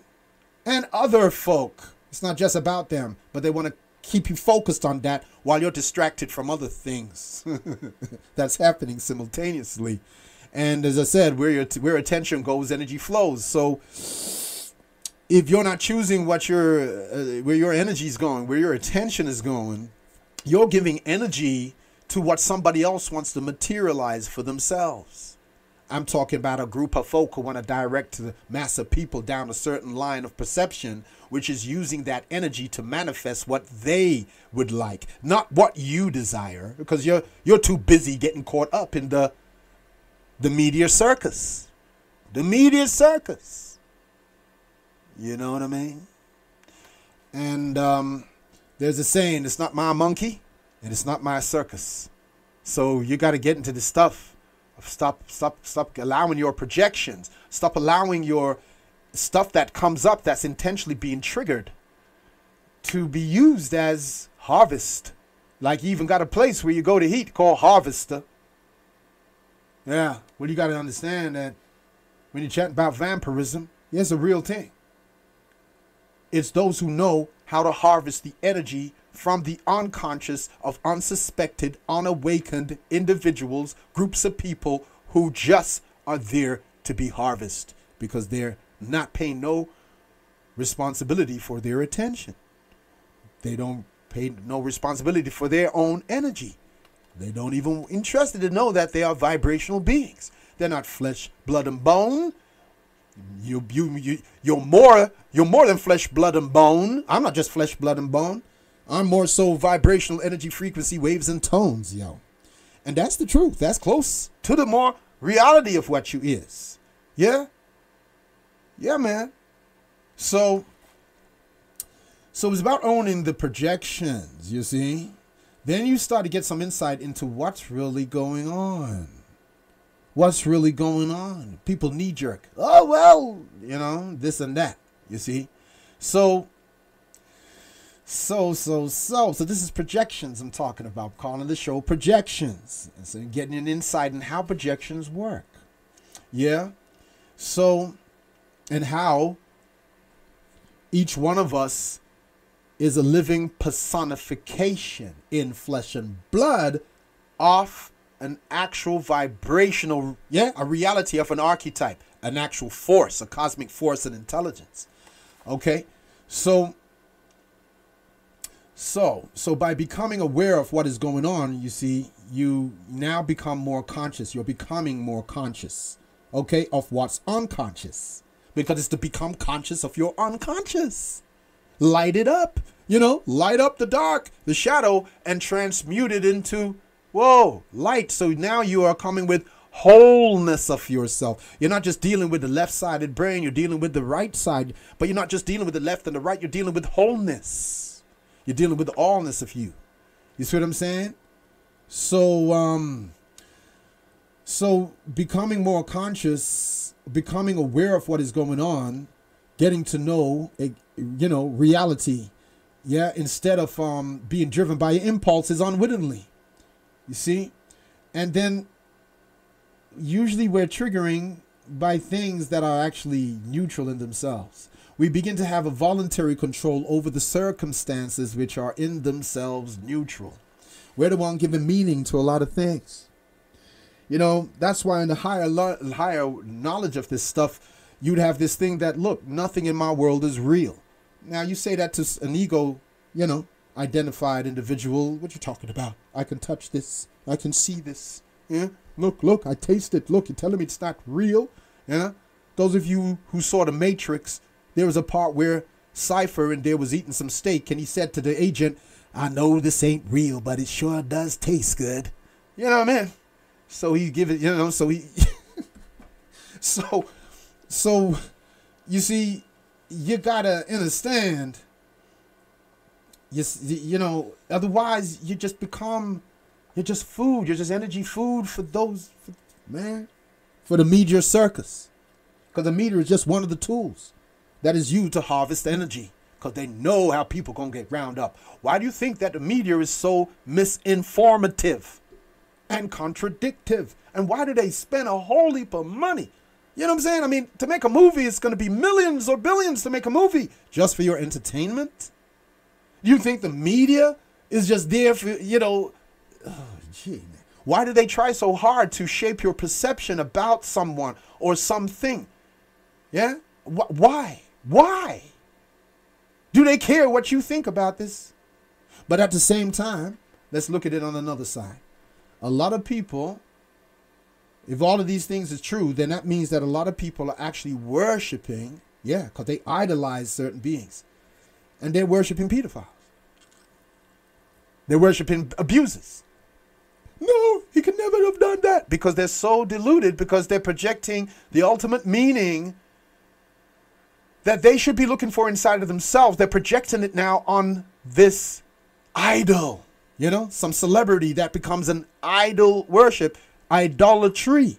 You know, the reason why I said worship nothing outside of yourself, make no graven images of that which is above or that which is below, you know, in the waters or that which is in the sky, make no graven images, because they know that folk are going to turn around and worship that stuff and then transfer their power over to that and forget who they are, which is what happens to the point where people ain't got no ass sense. They won't even entertain that it's possible that someone could have done that. You know. It's possible that they didn't. it's also possible that they could, but they would not entertain the idea that it's possible that they could have done it because they're so deluded. They're fanatics. You get what I'm saying? And they don't want to hear that. And I'm not, as I said, you see me? I'm being Mr. Neutral here and that because I ain't saying, you know, who and so did or did not do whatever. You know what I mean? This is not where I want to go with what I'm talking about. I want to bypass all of that and get to you because it's all about you. It's not about them. You know what I mean? It's not about them. But you have to ask the question, you know, you got to see them both. You can see it like, look, man, there's a lot of energy invested in shaping your perception about selected people who, you know, and at the same time, listen, man, I could go into this stuff because I know if you're listening, you get what I'm talking about if you're dealing with the social media a little bit. I mean, you got a whole other bunch of folk who doing stuff. I could mention names. Woody Allen, Elvis Presley. Oh, scream. But you don't want to talk about that. Don't want to, you know, we do. Yeah, you see what I'm saying? There's a certain thing of keeping people's perception of certain, you know, people's perception and ideas and how they see other folk. They don't want that threatened, but they'll select who they, want to mash up. You get what I'm saying? But at the same time, as I'm saying what I'm saying, because I know where I'm coming from, at the same time, I'm not saying folk did what they did or didn't do what they did. I'm just saying that, look at it. Whole heap of people are actually worshiping folk they don't know nothing about. They don't know nothing about. I like their music. I like that. But you don't know nothing about them. You worship, you know, and you're going to be, no, they never would do that. It's like, look, man, you know, if your own family could do some stuff with you, what makes you think that these people you know, people, you know what I mean? Some people step out of the alignment of what they was making them great. And if they step out of that frequency, they step out of it, and then they fall. You get what I'm saying? Because they know better. They should know better. You get what I'm saying? And it's all cause and effect. So anyway, I hope you get what I'm saying and how I'm saying what I'm saying without even dropping no names or what's not, because I don't want to give energy to that. Because the energy is to be directed to understand how projections work and where the emotions being provoked from, you know, by other people and you. When you realize it's all coming from the inner realms, then you can begin to become more aware of yourself and start to own your projections. You see? So, wow. All right, let me touch on something here. For a man, my lady soul, who in traditional symbolism sits spinning. She spins a web of fantasies involving moods and feelings arising from the unconscious. She is the source of all the delusions, a large portion of which consists of flattering the vanity of the conscious ego. Yeah, flatten you on your back so you can just walk over your ass. Oh, flattery. Yeah, flattering the ego. Oh, you're so, and you're so, you get some people like that. They know how certain folk is, so they'll come up there and talk to you like, oh, you're so this and you're so that, and like, you know, trying to flatten the ego so you're on your back. Get what I'm saying? So then they get on with what they actually are dealing with. Yeah. So if you're susceptible to that, you'll get caught up, you see, because the ego essentially feels insecure, you see, and, or vulnerable, well, which is a form of insecurity of some kind, which we all, you know, have to acknowledge in ourselves and what's not and work through that stuff. You see what I mean? It's not gonna go away by ignoring it. You see what I mean? So anyway, I'm gonna talk about, before I end the show for this evening, I'm gonna talk about, okay, from a man, all right, the unconscious and the anima for a man and the animus from a female, you know, this is how they build all your oh man, the fairy tales and the stories, and even make your movies from this stuff. So for a man, right, my lady soul, who in traditional symbolism sits spinning. You know, women make, you know, the fabric and stuff. The spinning wheel is a symbol of spinning fantasies. You may not have looked at it like that before, but you got the spinning wheel, okay? threads and yarn, you know what I mean, being used, okay, to, so this aspect within ourselves, so our imagination. So she spins webs of fantasy involving moods and feelings, yeah, arising from the unconscious. Your moods and feelings are arising from your unconscious, the inner realms. She is the source of all the delusions, a large portion of which consists of flattering the vanity of the conscious ego. In a more modern idiom, she works the cinema projector, which by coincidence looks rather like a spinning wheel. Come on, yeah? Yes, it does. All right? The cinema projector. You got a spinning reel of film. Okay? Looks like a spinning wheel. Okay? So, and then this lady, anima, this is in the masculine, yeah, psyche, who animates an edited cartoon version of life, which she throws between the individual and reality. So right here, I'm saying, look, from the man, for a man, his anima, yeah, the lady soul, aspect of his soul, yeah, is where you're dealing with your imagination and fantasies, evolving moods and feelings. So what your moods and feelings evoke within you, yeah? Look at the stories that we add to certain feelings and moods, All of this is coming from the unconscious. And as I said, this is the source of all of the delusions, because we're projecting. Delusions come about when you project. You're not owning your inner reality. You're projecting outwardly onto a screen. You're even ignoring the other person. You're not even dealing with who they're a living being too. But no, they're just a fleshy canvas for my projections, for my delusions and my unresolved complexes inside. And if I feel to attack and try to harm that image, you feel you're in the right. Do you see what goes on? It's mad. It can get mad. Okay? So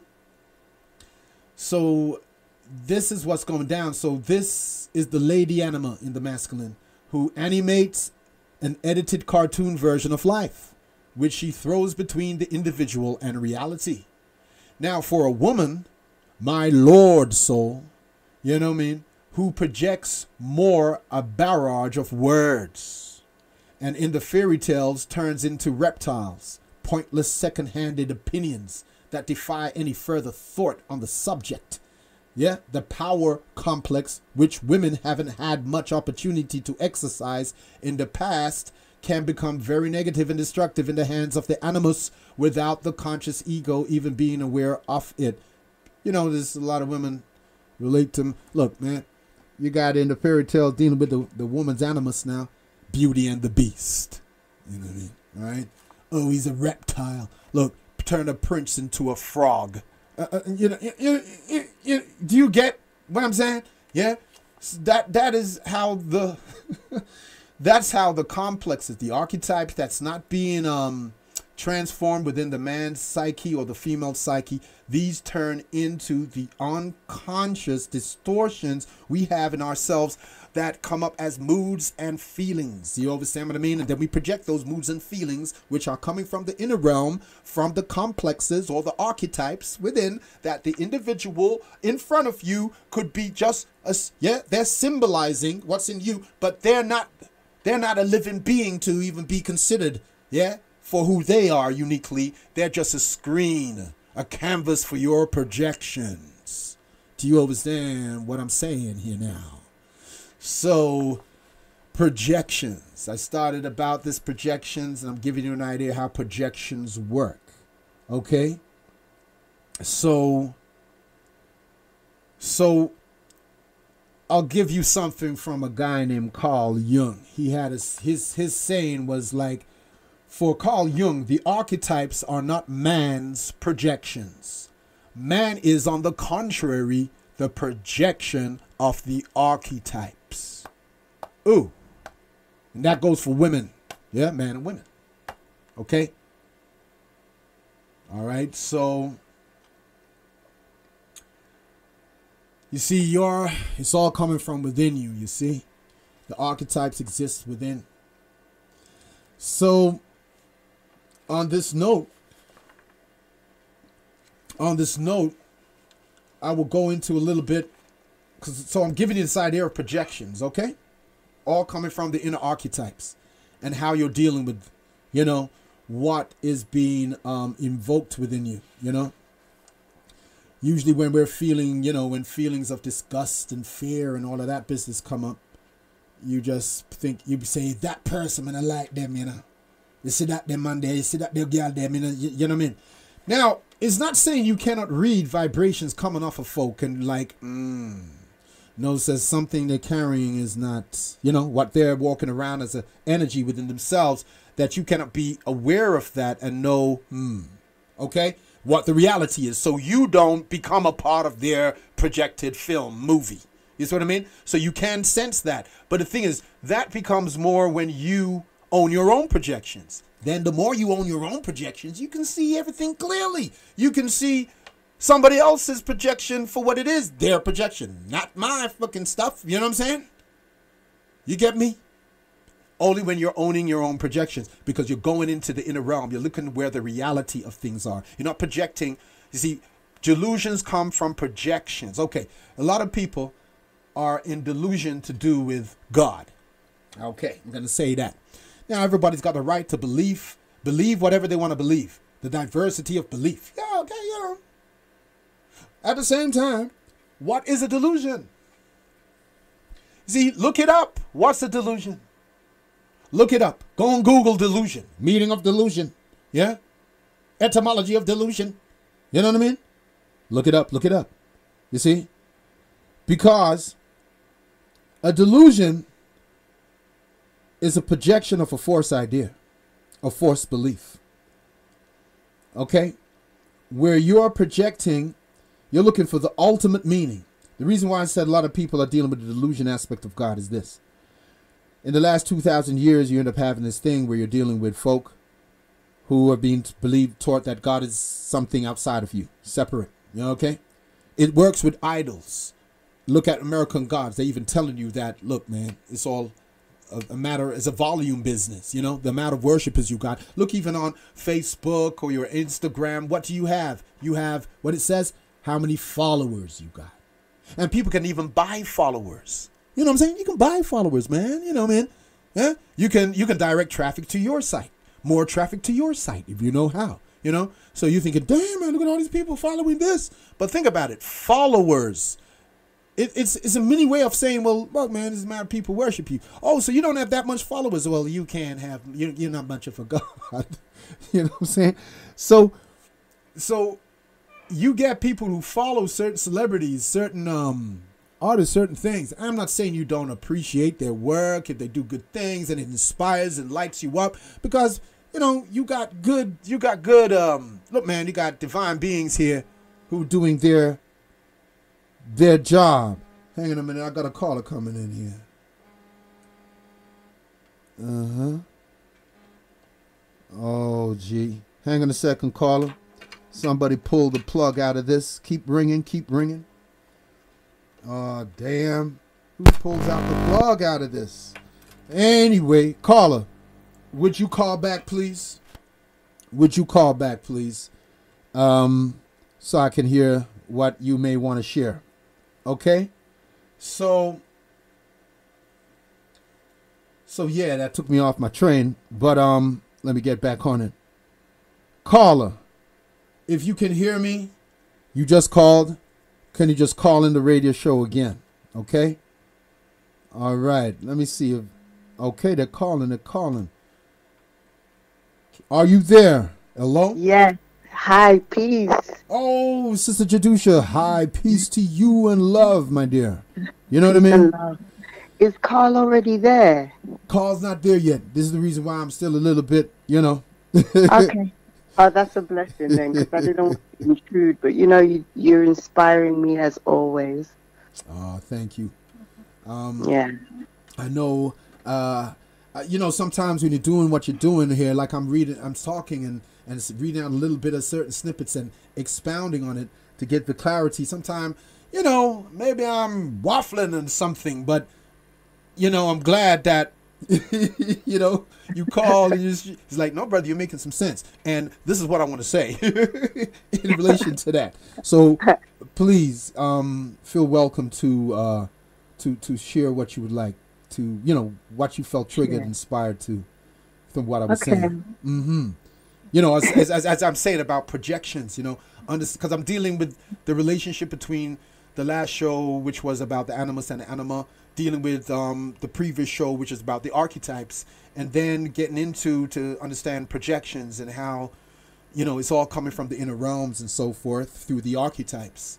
Yeah, I mean, you've Yeah. been listening, so I don't want to reiterate what you may have already heard. You see what I mean? Yeah. Yeah. Yeah. What's your take on what I'm saying? What you feel? Well, your show, every single show is about the same thing. It's about knowledge of self. Uh huh. Yeah. So, anything in that direction is key for us, whether we Yes. realize it or not. Absolutely. Yes. And even though the language and the terminology may seem foreign, you just have to allow it to enter. Yeah. And you you take what is given to you in terms Mm-hmm. of what you understand. But the Yeah. key is that you allow the seeds to be planted. Yes. Yes. Um, what you're talking about is, the thread of, the elements of the radiant, the infinite, the quantum light, and then the airy, the element of air, Mm-hmm. and then no. Well, first we we begin at the fire, but Yes. Yes. all of the elements, Mm-hmm. Yeah. the earth, all space, matter, and time Mm-hmm. are a thread, an interwoven, elemental, energetic experience. Mm-hmm. And what we're supposed to start doing is to learn to think in terms of energy, to Yes. understand our language, our body, how it speaks, how it interacts is via energy. And our body symbolizes to us how the energy conveys messages. Mm-hmm. You attract what you focus upon. Your Mm-hmm. thinking creates your destiny. Mm-hmm. You understand? Yeah. So you have to learn to master and curb and discipline yourself. And the only way you can do that is via self observation. And you can only observe yourself in the present, Mm-hmm. in the now. Mm-hmm. And you do it until it becomes natural. It will only take 3 months or so. Right. Yeah. Right. You have to focus on yourself. You have to exercise and discipline that muscle. You have to correct yourself. You have to do what deep down inside, is right. Mm-hmm. You have to take the lessons you've learned. You have to use them. If You're your own situation, and your experience does reflect your you. Your inner realms. What's going on in the inner realms? Yes. And I mean, your body, soul is within the body, as we know. And we've come to find balance between ourselves, the soul, the consciousness of the soul, and the consciousness of the body. That's why the body seems to have a mind of its own. Like Mm-hmm. it makes us eat, it makes us want sex, it makes us want drugs, it makes us want arguments, it makes us want drama, it makes us want stress. Because that's what we believe, that's what we've been told, that's what we've been Mm-hmm. taught, that's what we focus on, that's what's in our subconscious, that's what we watch on TV, in the movies, and the music, the lyrics that we sing imbibes. We have to learn to take care of ourselves properly Yeah. and efficiently and impeccably. It's not a joke. Mm-hmm. And for Mm-hmm. those who don't get it, you do not judge them. Yeah. You must know that you have been there before, or you will be, because you've lived so many lives already. And the best gift you can give to yourself is to increase your consciousness, increase the quality of your thinking and your inner narrative and your subsequent experience. Because as soon as you start to try, you notice a difference. And you notice the difference when you fall off track as well. Mm-hmm. So it inspires you to get back on track, and you get stronger and you stay awake for longer periods of time. and you remember yourself more often, Mm-hmm. and you check yourself more often. Build that muscle as well. Build your mind. And Absolutely. yeah, so, and oh, this, our experience is about life force, chi, substance, prana. It's about receiving and retaining it and understanding how you retain it and how you receive it. You get light from so many different sources. You get starlight, sunlight, moonlight, you know what I'm saying? Mm-hmm. Mm-hmm. And those, you get chi, you get life force. How you release it is by eating, your body having to process, having too much sex, too much orgasms. You will age and atrophy your person because these acts are sacred. If we knew the level of discipline that it was, we were to have in order to attain our full, the Mm-hmm. fullest you could ever imagine. Mm-hmm. Mm-hmm. I mean, you mentioned about the sex and the sacred, and I did kind of get into, sex from a spiritual aspect on the previous show to do with the exchange of energy. And what you just said there, I think I may end up talking on, the sacred aspect of sex rather than the distortion aspect we have of it in the society today. So that can get kind of more aligned up within ourselves, in a way where it's not about, oh, you must refrain from sex and thing, to be a holy spiritual being. It's like, no, is using the thing for what it intentionally was for, to experience the merging with the source. But I will go into that in another time. You see Yeah, what I mean? But it's just something you just said there that there's, made me think, there's, yes. we will believe we get whatever we get, yeah. But the truth is that we release light when we have sex, and when we succumb to sexual desire, sex is the reason why we are not able to think and manifest on the spot. Because we've become enslaved to our senses. We believe them to the highest degree. And the So we've come here. distortions, I would just add to that, and the distortions, through the conditioning, okay, of how we perceive what we call sex. You know what I mean? And Oh, its energy, definitely. it's It's so distorted. perpetuated. Yeah.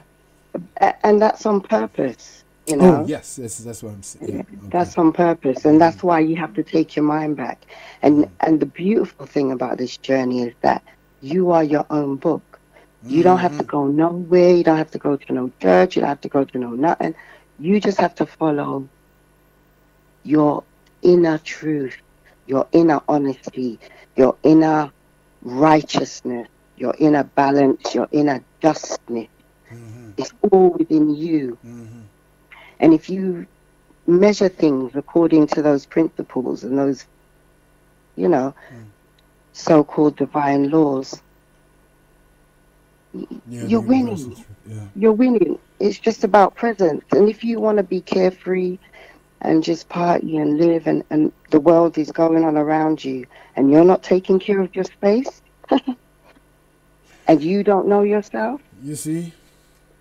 and you believe in fear and you have fears and doubts. If you have fear, doubt and lack and insecurity in your life, you have work to do.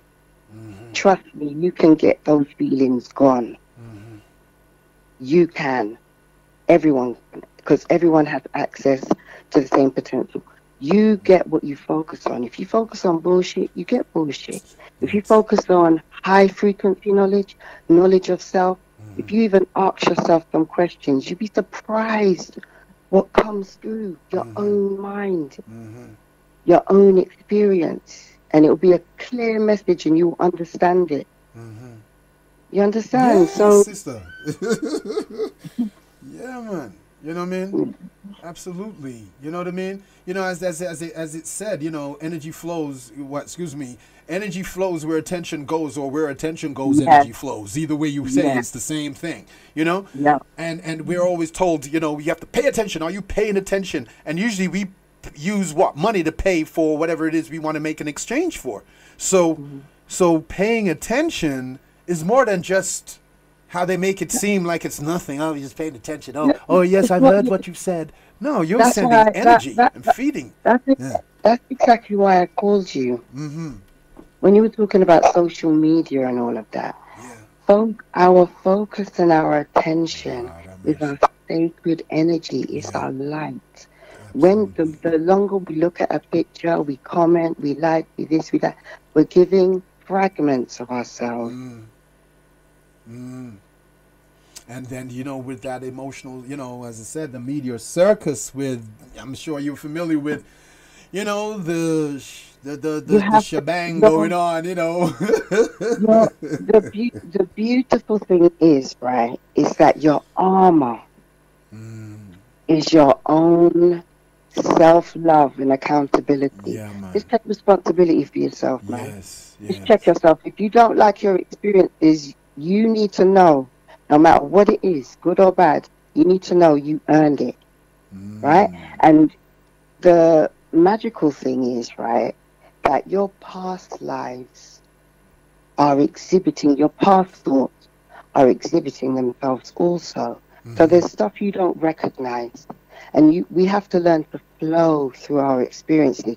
We have Mm-hmm. to learn to observe them, Mm-hmm. be calm throughout them so that Mm-hmm. we can receive intuition or messages or away solutions. Because that's how you receive messages, by staying calm, Yeah, centered. you Yeah, know, yeah. and yeah, zero out, flow, because you are not anything. You are consciousness here to learn through this vessel and to find balance with this vessel, this temple that you dwell in. Yeah, and to master and control it, to love it, to embrace it, to acknowledge it, but to also notice it and guide it Mm-hmm. and govern it. Yeah, because it's waiting for your governance. You will shine or you will not. It's your choice. Yeah. And yes, there is a level of destiny. Sometimes you don't feel like you can get out of the rut, and that might be your thing for right now. Mm-hmm. But the wisdom, if you receive it, you take that with you Yeah. in your consciousness. You That's understand? right. That's right. Because we It's are the quality. source. You know what I It's the mean? And quality. we have to wake up to that eventually.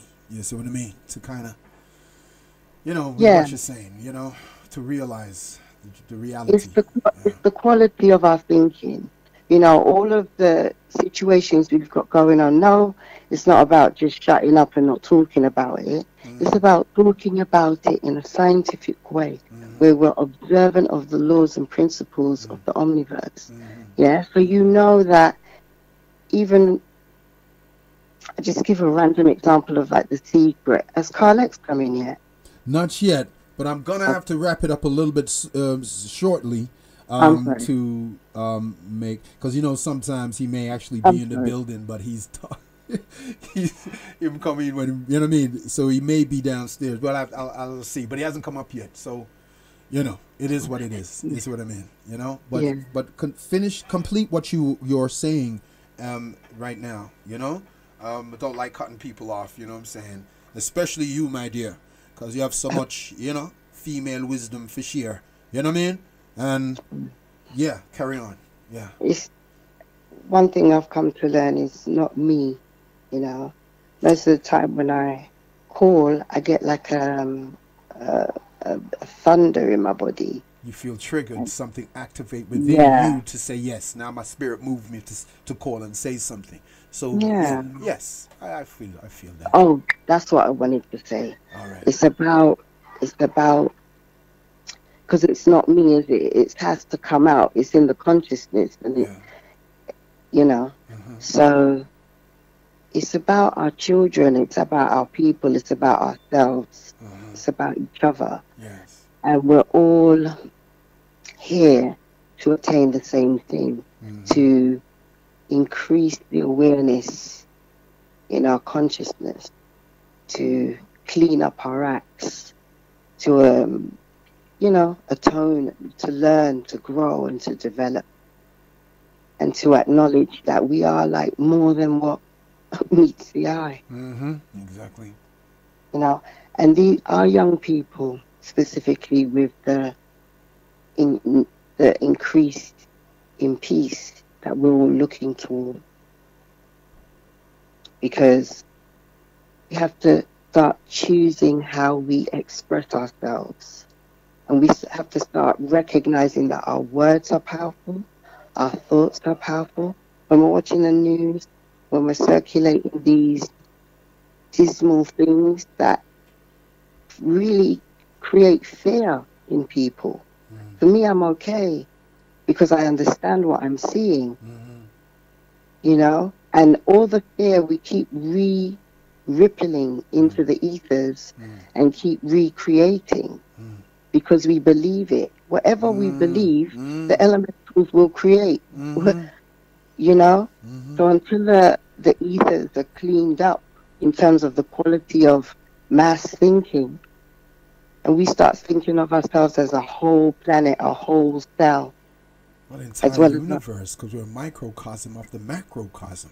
You see what I mean? Yeah, exactly. Yes. And we're part of the whole, and it's like you can spend your life on the petty stuff and ignore that. Like you're focused on less than 1% of yourself, your garment, what you look like. You know? Well, thanks, bro, for allowing me to share, you know? You know, and I appreciate it. You know, I appreciate that you do. You see what I mean?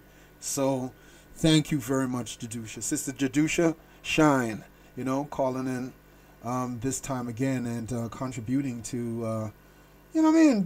You know, what's going on here, you know, and I love your contributions, you know what I'm saying? And whenever you feel, you know, as you said, it has to be, you have to feel moved, you know, to therefore call in and so forth. And every time when you do, it's valuable information too. You know, it channels through us, sources to channel through this instrument called the mind, body, ego. You know what I mean? And it's through all of us all the time. But it's just that we don't recognize it. That's all. Yeah. We don't notice it. We don't even remember half of the stuff we said and done and thought. So when it surfaces, we don't recognize it. We're like, what's this? Yeah. Yeah. You have to come into recognition, into presence. Absolutely. That's where we can really get to doing some core healing. Yes. Healing. The healing is from within, and it just shines out into our experiences. Absolutely. And if we start thinking along the same lines and start coming into the same realization, like, rah, yes, exactly. Like, you get me? Yeah. And recognize that these young people, you best realize, you look from, we've gone to being oppressed to now oppressing ourselves. Yeah. And that's a retard. So you're kind of like a retard. So you need to check yourself, innit? And you need to know who is in your favor and who is not. You need to know the legacy of your government and how it was attained. Yeah. You need to know the legacy of how money was built and what it was built upon. You have to know the legacy of these things and understand that it's all on purpose and it's all perfect. Yeah. And it's to show you something that you're supposed to depend on your rock self. You're supposed to unite with your people. You understand? You're supposed to break down them walls, and we have to start trusting each other. And the only way you can trust someone else is if you trust yourself. And let me tell you something. If you don't trust yourself, you can't trust no one else, because you're going to get a reflection of yourself. There you go. This is why this show is called projection. When you project, I didn't know well, go on. You know what I mean? Yeah. So the growth has to be authentic. It has to be true in order for your experience to improve. Yeah. So you have to want it. You have to yearn that shit and desire it. And you have to go for it. You have to know self. You can't just be making money out here, yo. Yeah. You can't just be focused on money. You can't just be focused on gal. You can't just be focused on man and car and clothes and nails and your hair and this and that. You need to know who you are, what you're here to do, and what you're here to remember, how you're supposed to sell your shit. Roll out and do your thing. Yeah. Check yourself. Yeah, you're alone inside your head. You can only rely on yourself. Your inner narrative is going to determine your personal experience and contribute towards all that is. So know yourself, innit? Yeah. And until Absolutely. you learn, you're going to keep coming back, You going understand? through this. You understand? You know what I mean? You know, boy, oh boy. But look, sister, with that note, I'm Peace gonna. and love, bro. Yes, you too. Peace All and love. right. Peace and love. All Okay. right, bless. Thank you. Take good care. Yes, soul brothers and sisters, that was beautiful sister Jadusha Shine, and you know I always appreciate love when she calls in and she contributes and says what she feels inspired to say, and we're all saying the same thing in a different way, and it's about just getting this message, because I tell you this, it's love that I make this I come forward, it's because me love me love myself, and me love for why I spend a lot of time outpouring this information in the way that I do, that to get into the intricate aspects of our own selves so we can assist one another through doing the job yourself to wake up. It's about awakening to the true inner core of your being, who you are at the true inner core of yourself. And I'm telling you, it can seem like, oh my gosh, the way things are being conditioned to believe. So, oh boy, and I know if you really want to know yourself, because, people are afraid of looking into themselves. But let me tell you something. The only thing that is making the fear is the clutter in the unconscious. You see what I mean? And when you have the courage to face that clutter, you will be able to, it will be transformed through the light of consciousness. You'd be able to transform these things and realize the diamond self, your diamond self, your true diamond nature.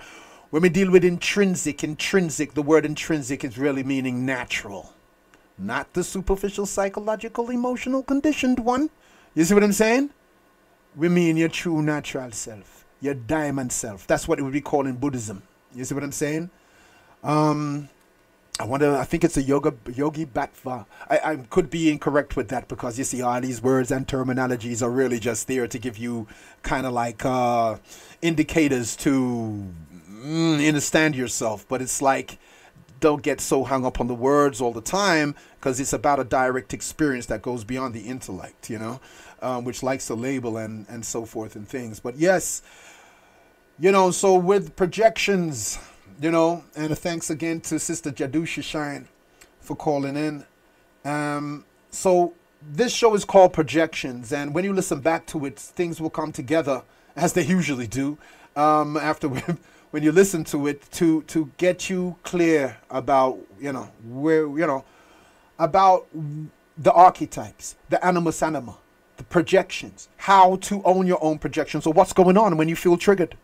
When you feel, when someone brings up, when someone's triggering, usually it's the negative stuff that we experience first. But to understand that this is all coming from the inner realms. And before I go, there's something else I wanted to kind of interconnect with, because you see the relationship. Let me just hit this to you. God, man. You see the polarity. God, man. God and man. God, man. You've heard that term, innit? God, man, God, God, man, God, woman. God, man. Man and God. God and man. And God, man. You mean he's a God in a man's form? You see? So let me just you're dealing with a relationship. What's the relationship between God and man? The relationship between God and man can be seen in a way where we're chatting about the relationship. If you understand the relationship of spirit and matter. Okay? The eternal and enduring essence, in contrast with the ephemeral and continually transforming appearance, is the main concern of symbolism, to which all other concerns are subordinated. And these two are not just loosely related, but are identical. Yeah?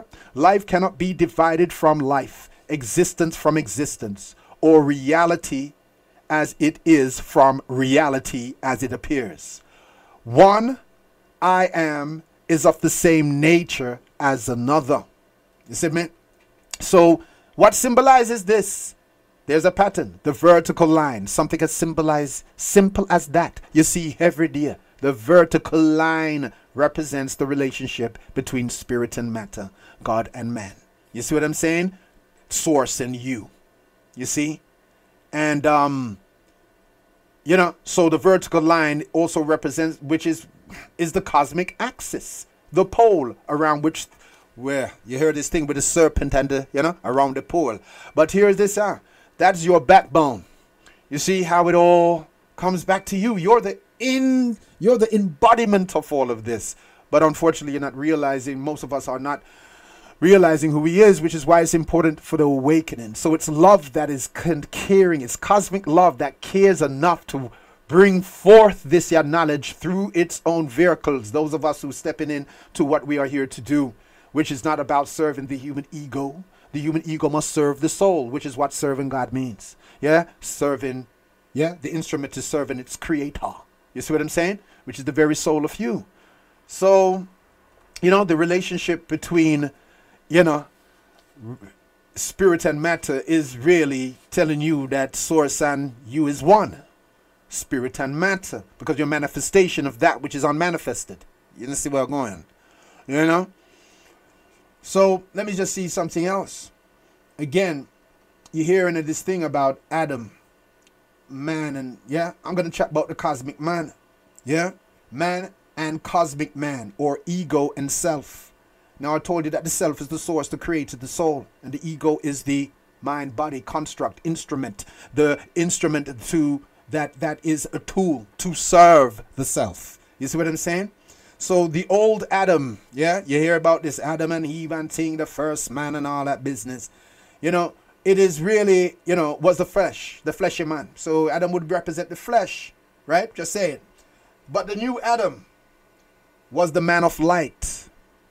And this is why they turn around and say that Christ represents the new Adam, where Adam was the fall and all of that. These are all symbolic, people. Because the fall was separation from your connection with realizing your true source of being.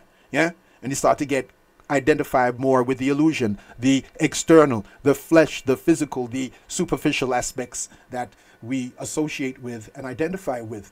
Understand how these things is just, these are just things that the different formats, different stories of the same thing are going on here. You know what I mean?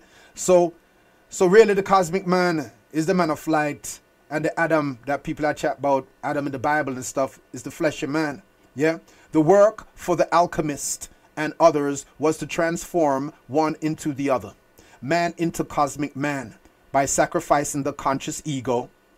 Christ, the second Adam, I already said this, crucified on the central mound of the world where the old Adam was buried, restored the unity of the psyche and the cosmos, and gave access once more to the tree of life at the center of creation. Now all of this is within inside of you. These are all symbology of the way you are being configured and made up. The cosmic axis is your spine.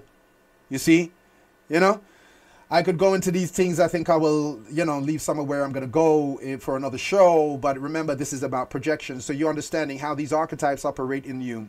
What I mean when I say the animus and the anima, that is the inner union of the masculine and the feminine forces within yourself. You see what I'm saying? And one more thing. When it comes to matter is dark and formless without the light of life. Consciousness, at first cut off with only a small bite or bit of reality, penetrates layer by layer towards the core. Matter is the darkness, and the formless light, and matter is dark and formless without the light of life. So you notice that when the animative principle leaves this body, the body's rigor mortis, it done, it's there, not moving anywhere, and then it just goes into decaying, okay?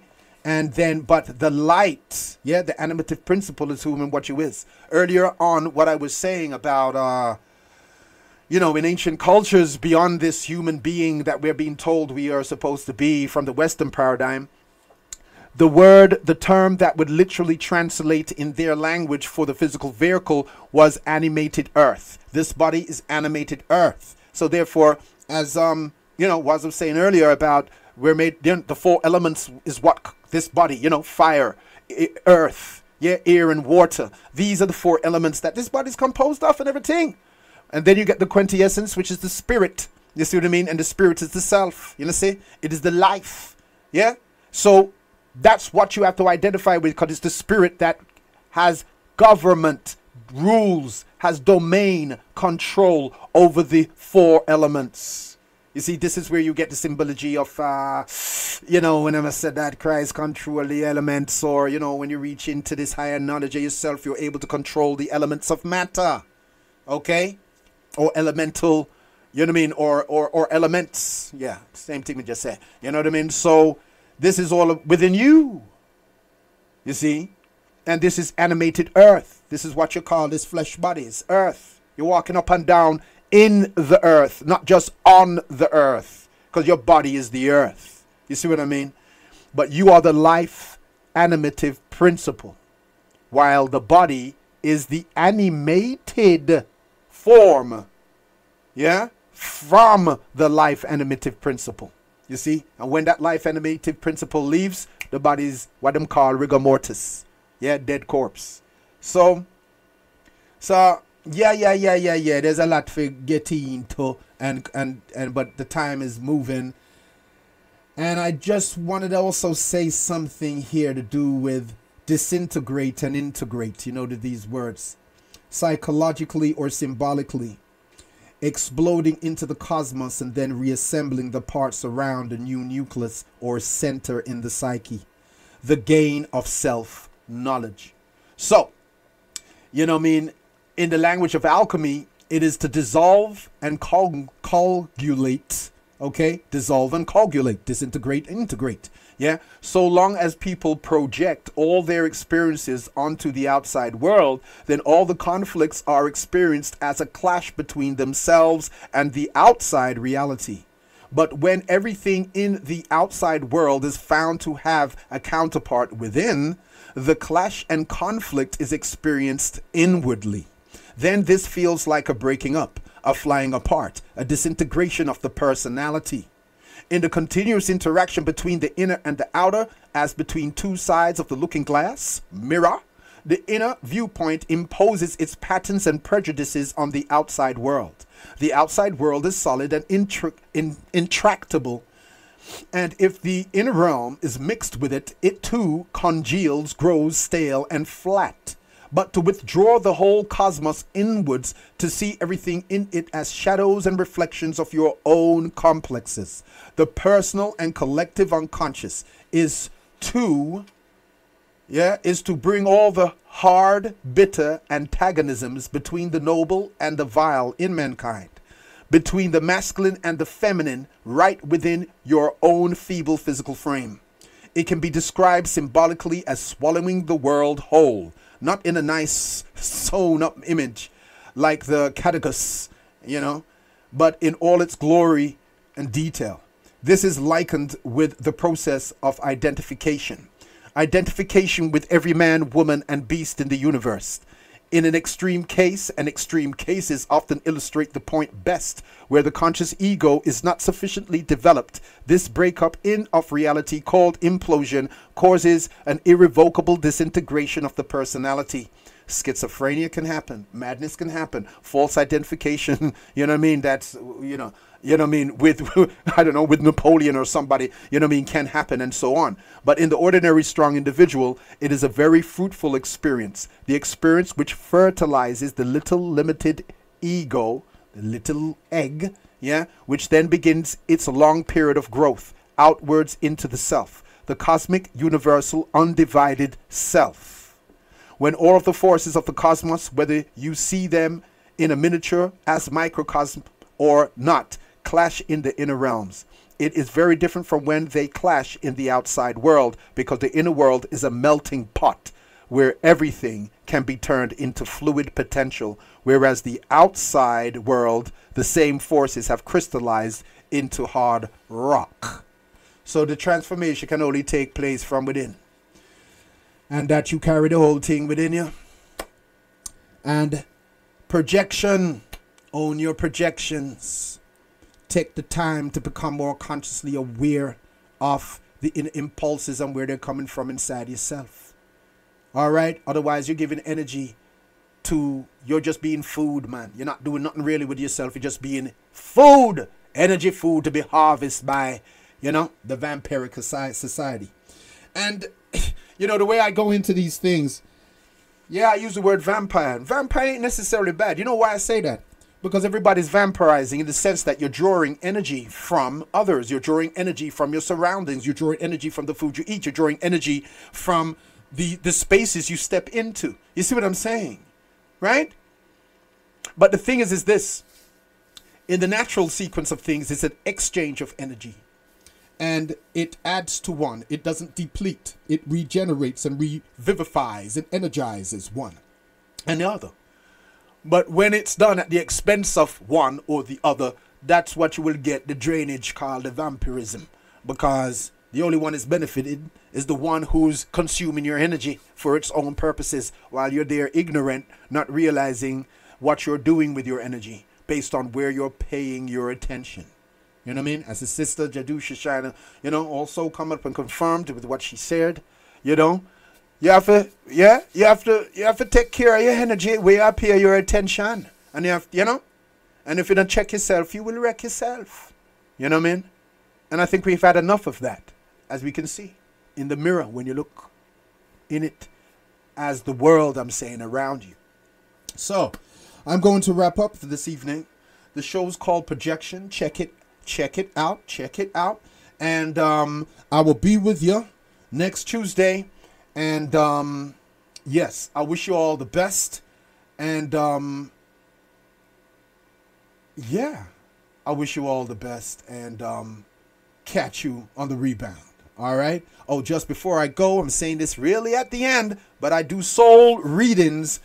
I'm dealing with the astrology. I'm dealing with the soul astrological, because the astrology is actually the tool, the origin of where you get psychology from, and basically was always a tool originally to know thyself. It represents the psyche, the whole psyche as the round circle, and it was always an ancient tool to assist one to know their unique individual soul purpose, so one can, integrate their lessons in this your life, right? For why the purpose of the soul you incarnated here for. So, anyway, yes, I will actually kind of clarify more of that on the next strong. So, you can contact me on cosmic.inner.energyflow@gmail.com. That's an email you can contact me at if you would like some readings or you would like some assistance in, better, how realizing, yes, awakening up to your inner core, basically. Yes, if I simplify it in that way, it's about the awakening, and I assist in as an awakener for facilitating that, you know what I'm saying, to your own self. So, return to the master within is another way I could put it too. I may even write and do a course called Return to the Master Within. You know what I'm saying? But for now, here I am on this radio show, pouring out some love to y'all to assist to know thyself. So on that note, Brother Siayome, a.k.a. Cosmic El Mystic, or Ab Ankh Rem, is saying adios for now. So I wish you all a good shadow hour, and I will catch you next strong for a next Cosmic Roots show, where we dive deeper in the cosmic ocean towards the reality of one's true self, or our true self. Cosmic Roots. Okay. Good night, y'all.